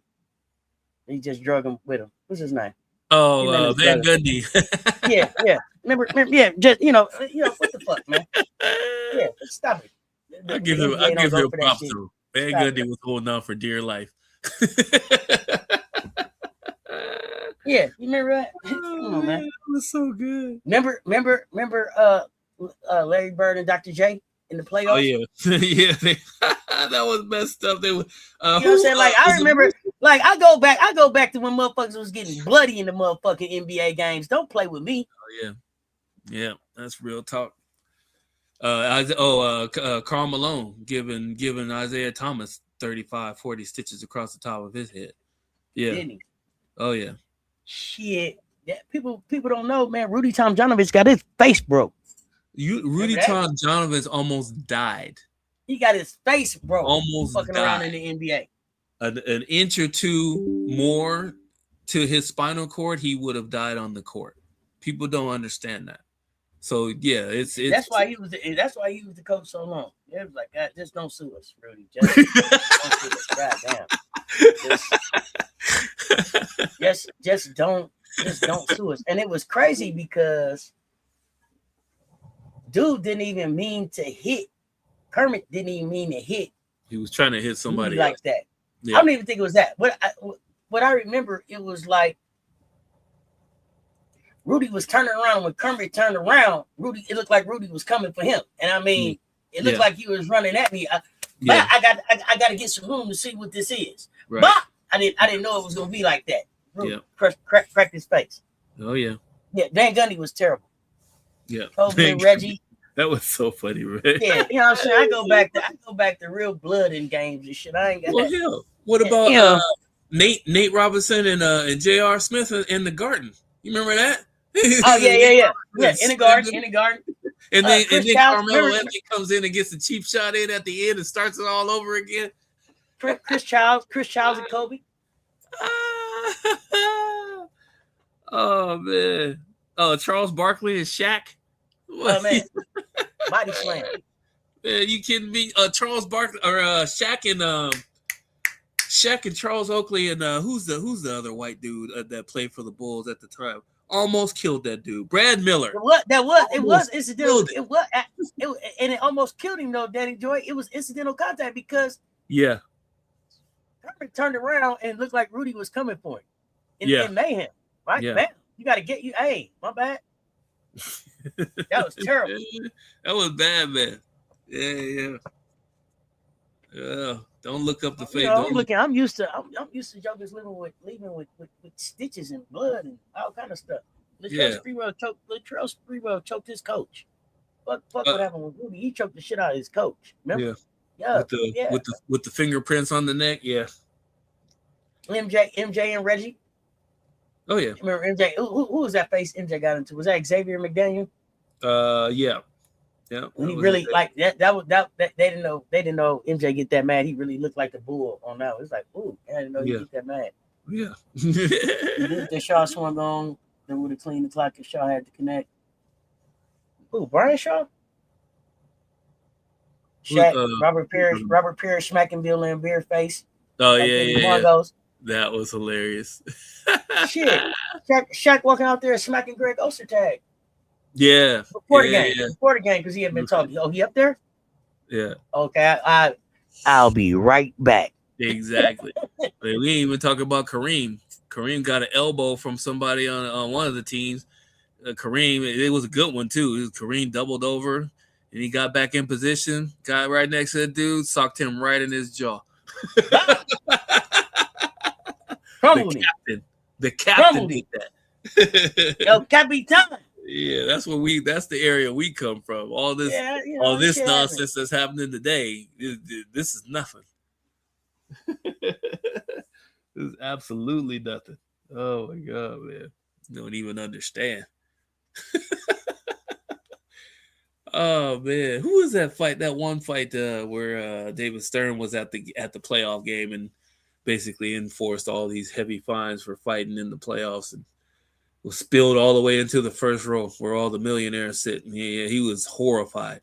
He was, oh shit, I can't let this happen anymore. I can't remember what game that was. What playoff game was that? I have to look that up. That was Oh, crazy. let me see. Spilled into like the first 3 rows of the courtside seats, fighting, people swinging. Like, man, I mean, I don't know what to tell you. Oh, that is so funny. Let me see. Oh man. Anyway, with that said, Look like I don't know if he was at this one. You know, the Knicks in Chicago had a brawl. oh, Knicks in Chicago. Which one? Eastern Conference. Eastern Conference. Who was that? Come on, man. Ron Harper took off on dude. Don't make me show it. Don't make me show it. I'm trying to remember. Who was it? Was it 97 or 98? Man, I can't even see who this is. I'm just gonna show it. I'm gonna have to take this part out. I can't even tell who it is because it's happening so fast. Look. This is for educational purposes.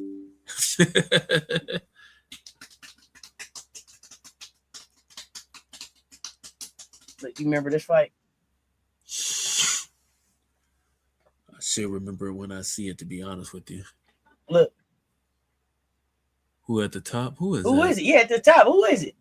Oh, that's Derek Smith or Derek Harper. Yeah, that's Derek Harper. Yeah, I said Ron. Yeah, Derek Harper. But who did Derek Harper hit though? He stole somebody from Chicago. Bow. And he meant it too. He is not letting him go. He don't give a fuck. I'm getting suspended. It's all good. I'm on his ass right now. So who was that? Was that Harper? That wasn't Harper, was it? Couldn't have. Oh yeah, it was Derek Harper, but that's Derek Harper. But who are you talking to? That ain't BJ yet, is it? Wow. I don't know who that is. Freeze that real quick. He number 3. Number 3. Oh, he's off the bench. That's I forgot that dude's name. It don't matter. He wasn't ready. No. Yeah, he wasn't ready for the big dogs. Well, he was definitely the push. The push was, that wasn't going to be tolerated no matter what was going to happen.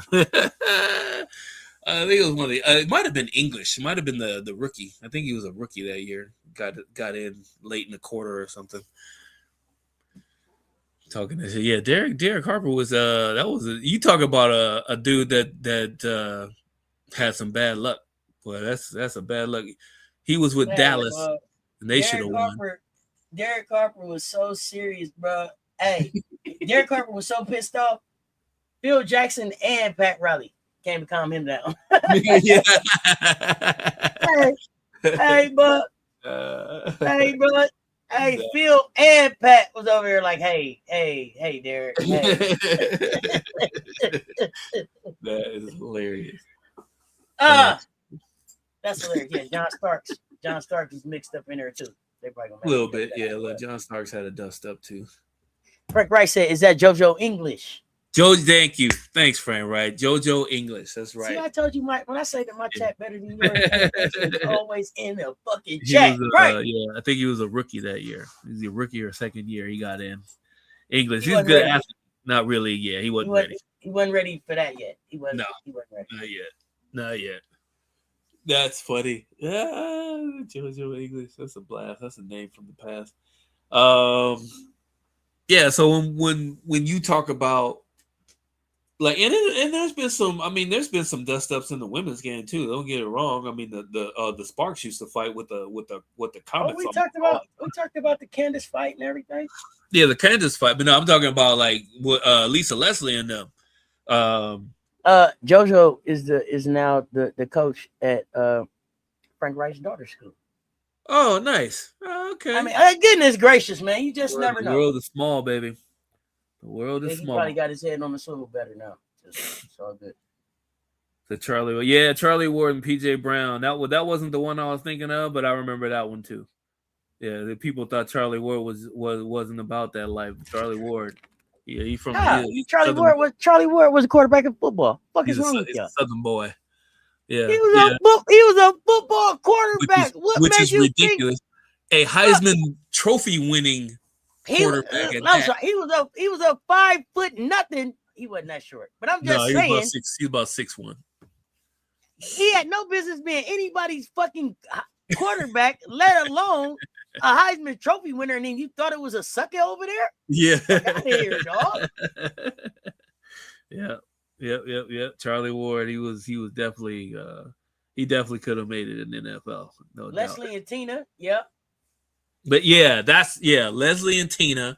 That one was I knew Hey, well. Tina lipstick didn't even get smeared. Not even smudged, not even a little bit. Keep going. Yeah. Oh man, I'll tell you, they used to fight almost every time they played. Like they were serious about that. Those were the powerhouses back then. They were going at each other. Yeah, I don't. Absolutely. Yeah, I don't know. Like, you put some of these players in that era, they won't make it. They wouldn't make it. They wouldn't. Couldn't. Not with the toughness. If you're not tough, no. Keep telling y'all. Like the first 20 to 25 years of the WNBA, it has always been tough. It has always been tough. All this don't touch me, freedom of movement nonsense they trying to put in right now. I don't care how entertained you want to be. Do not destroy the fabric of what the league's been built on for 30 years. DT kissed Simone.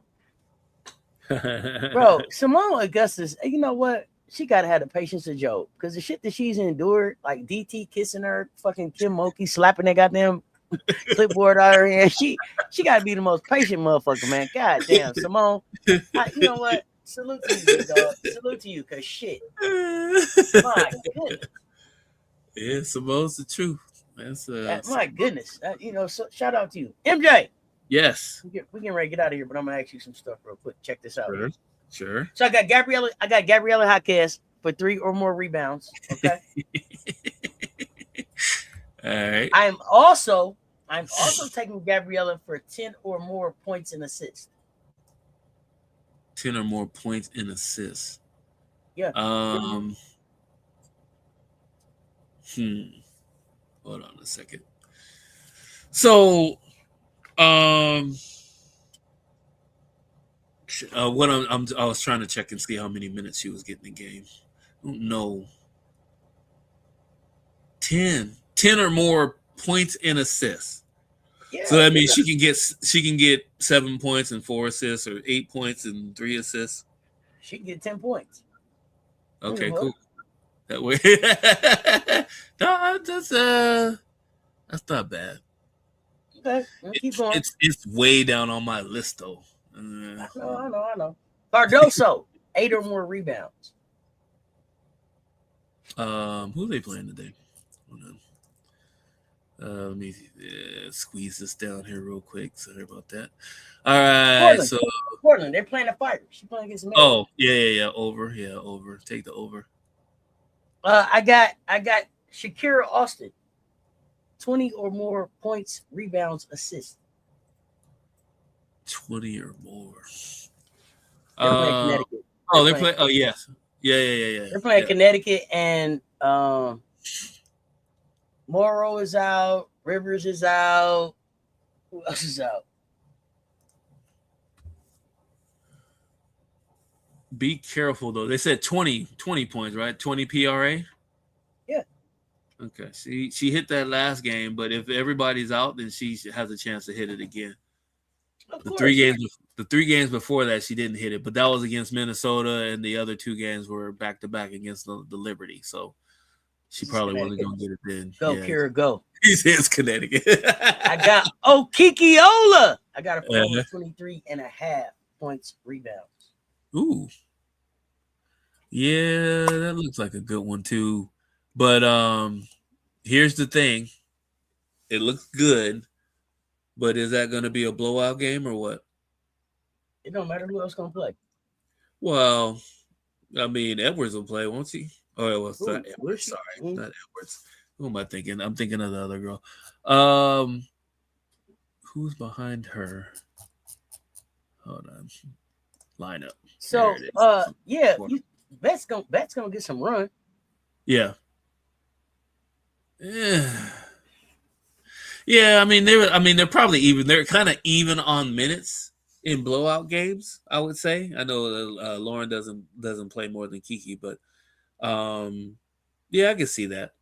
I'm taking Sony 20 or more for points, rebounds.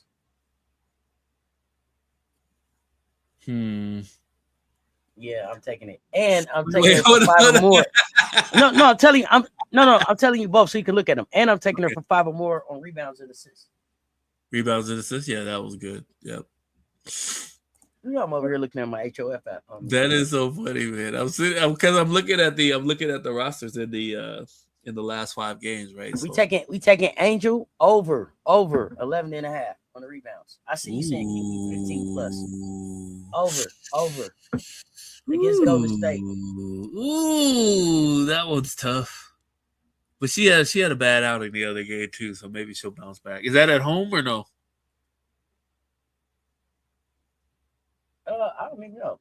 No, that's on the road. Yeah, they're Ooh. going in Valhalla. You're going in Valhalla. I don't know. That one's I'm tough. taking Veronica Burton, 10 or more points. I'm Yep. taking Gabby, 12 or more points.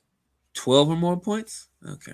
Gabby? That one, yeah, that one should be Gabby. She had 23 last game. She had 10, 15, 25. That's today's 10 pick. That's today's 10 pick parlay. That's today's 10 pick parlay. Yesterday's 10 pick parlay hit. Also, round robin did too. Yesterday's did you? Nice. Hit. This is a big hit then. That was nice. It's good picks. Solid picks too, actually. The only thing I would say that I wouldn't pick three Washington Mystics on that ticket. I replace at least one of them with somebody else from another team. Just because that game looks like it's going to be a blowout game, and there's going to be one of those players that is not going to hit that number. Nah, they hitting.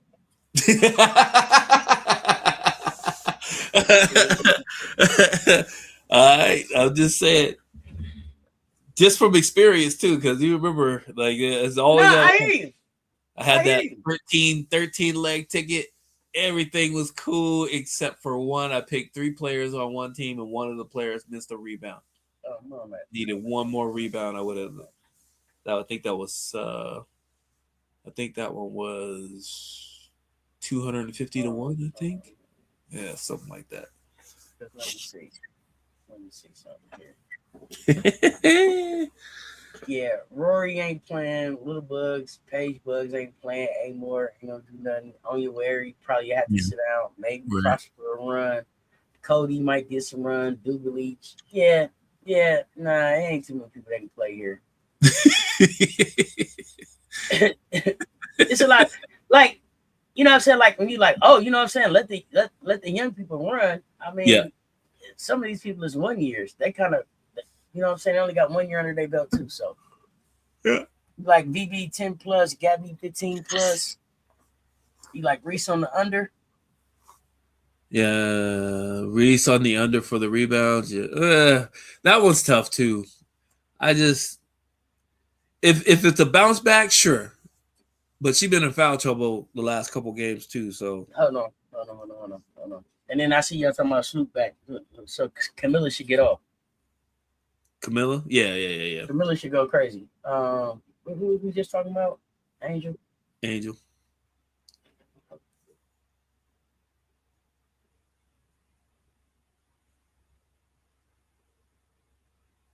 See what else? Rebounds. Oh, Vandersloot is game time decision now, so they can put her in the game. And let me see. Last 2 times Angel played against Golden State. At Golden State, she had 18 rebounds and 12. Okay, then that's over then. Last 5, 17, 11, 8, 9, 12. Last 10. Some 13, some 17, some 12s. Yeah, but she, like I said, she was in foul trouble in a couple of those games, right? So we'll see. No, if that's the case, this your opportunity to tell us some other picks, some other tickets. I think that they're gonna have recent foul trouble. How? But who's gonna put her in foul trouble? That's the question. Salon. Let me see. Matter of fact, that was the other thing. Let me see who's playing. Yeah, Salon's a jump shooter, so mostly she loves the middies and the threes. So I don't know. Plus they got Salon shooting a bunch of threes. So I don't know how she gonna get Angel in foul trouble. Like who would get Angel in foul? It's not Zandolsini's not gonna get Angel in foul trouble. Thornton, they don't play they have them matched up together, but Thornton's not gonna put 4 fouls on Reese in the first half. Amir, if they play her. Yeah, good luck with that. No, they ain't playing her for whatever reason. Commission just said right on time. They're gonna forget Amir this game, but they should play. They should play it like. But even in foul trouble, I think Angel can get to a rebound. Yeah. Well, yeah. I mean, it would help if she's not, but I mean, based off of here's some extra stats. The Golden State Valkyrie are 11th ranked in allowed rebounding, which is favorable.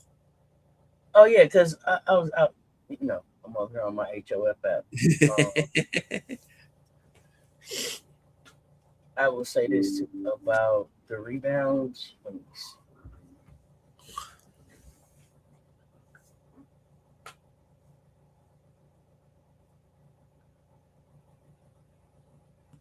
Melissa and Natasha Howard did not rebound well against them, but like Jessica Shepard, Hamby, Natasha Mack, Asia Wilson, Natasha Howard also did have a good game. Asia rebounds well against them. Malia rebounds well against them. Yeah, I give Angel the. I give her the shot. Mm-hmm.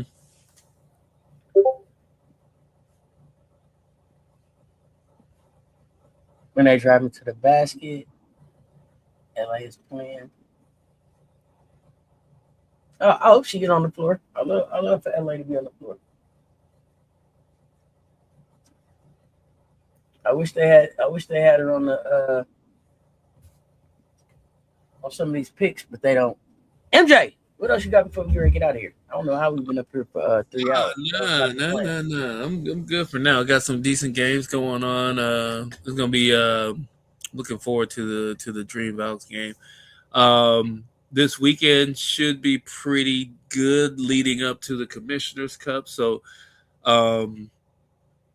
yeah, I'm just looking forward to some bounce back games from people. We are, what are we? Our game out of first place. We're right behind Minnesota. The Aces had a good showing the other night, so that was good. No, I'm just waiting for some more good basketball this weekend. Hey, I got 80 y'all in the chat. I gotta ask y'all a question. Are y'all watching Serena at Wimbledon? Oh, is she still playing? Serena's playing singles. So I thought it looks like she playing doubles, and then she announced she's gonna play singles. So it looks like she plays June 29th. Are y'all watching Serena play tennis? I need to know. I'm trying to figure out how many people in the fam really watch tennis, so I can decide if I'm gonna come up live during the tennis game, because I fucks with Serena on the tennis. Yeah, I want to see how she does. She looks good in the doubles. Y'all put a 2 in the chat if you fucking with Serena on the Wimbledon and you want to do some lives for tennis, some tennis lives. Put a 2 in the chat. I'm trying to see. Let's see what's tonight's games.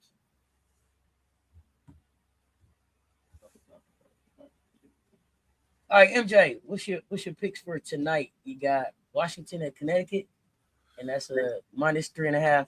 Washington. I got Washington. Chicago, Portland. Chicago -4.5. Oh, and really? At Portland or no? In Chicago. Oh, it's in Chicago. I'll take Chicago. Atlanta at Golden State. Atlanta -1.5. Golden State. MJ, why did you put a 2 in the thing? See, that's what I'm talking about. What you talking about? That's what I'm talking about, bro. That's what I'm talking about. Hey, I couldn't put a 2 in this chat because it comes out as you. So let me ask y'all: are these times correct? Is she playing at midnight? I don't give a fuck what time it is. I'll come up. What do you mean, Eastern time? It looks like it say June 29, 12 a.m. Eastern. So I'm trying to see, is that a real time or is that to be determined? But I don't know. I'll come up. Sounds about right. Okay, well, that's what we're doing then. Well, I guess we'll be here. Yeah, okay. So we're gonna do this Serena thing. That's all I have. That's all I got. Y'all came up. Good talk. I think I talked about everything. Most of the stuff I want to talk about. MJ, appreciate you pulling up. Great conversation. Glad we got a chance to catch Oh up. yeah, Um, it's been a minute. MJ, will you please respond in the Instagram group chat when they be asking if you available? Instagram. Say nothing. Yes, we have a group chat for fan court that you were invited to. My bad. They go in there and they say, "Hey, what y'all want to talk about? Hey, what's your availability this week?" You never say nothing. My Do you bad. see it? You see it? I can find it. Please. Let me see. Absolutely, Lisa Pugh. Have a great day at work, y'all. Yeah, we're gonna try to make sure MJ responds in the chat and everything, Jeremy, so we can be more involved. Everybody on one page. Where is this thing? Okay, so let me see. Uh-oh. So you trying to get saved by the bell. I'll find it. It's in there somewhere. So, all right, folks. I will figure out. Yeah, you're in the group. You just don't say nothing. You in there. Oh, I found it. See, thank you. There you go. So y'all, it's gonna be a fun time. This is gonna be a fun time. Looking forward to doing some of this tennis with y'all. And since Venus is her doubles partner, if y'all watching doubles, we'll do doubles as well. Hell yeah, man, it's gonna be fun. Yeah, I figured. I mean, she's been off for a while, but I mean, here's the thing. I expect some spectacular plays, but I mean, let's not jump in and think we're gonna see the old Serena Williams right away. Just enjoy that she's back on the grass court. But Serena could have came back last year. Yeah, I told y'all. Remember, I was like, "Oh, Serena, she's not on team." Here she is. I told y'all, never wrong, just early. 75% Serena is still probably better than 80% of the people in the goddamn tournament. So should be fun. If nothing else, man, it's just I'm here for the young. Serena, that type of shit. I'm here for that. Yeah, no, yeah, I want to see. Yeah, I just want to see the first ace. The fist pump. I want to see what that serve looking like. Yeah. That come on, that energy. Glad to have her back. Let's enjoy it, man. Let's enjoy it. We don't know how long she's gonna be around. Well, maybe they'll appreciate her more this time around than they did. Yeah, never mind. Don't get me started. It doesn't matter if they will. We will. That's the important thing. You gotta make sure we do. Enjoy it. Serena and Venus versus Taylor and Serena will be a show. I want to see that matchup. Get it. Oh man, listen. I'm here, and I'm also here to learn about all the tennis players I ain't been keeping up with because it wasn't Venus and Serena. So I'm glad she brought me back to the game. Well, I watch a little Sloan. I watch Coco, but I don't keep up with it like I used to with Venus and Serena. Supposedly, there's the next Serena Williams, and she's good, but not. I mean, yeah. Just let Serena be Serena. Exactly. That's all. Let Serena be Serena. And with that, y'all, we're gonna go ahead and get out of here. MJ, appreciate you pulling up and rocking with me. Until next time, y'all know what it is. Y'all hit the like, hit the share. They both right there. Y'all stay tuned. Talk soon. Cess Talks Sports. MJ Lover 23. Check ball. We up.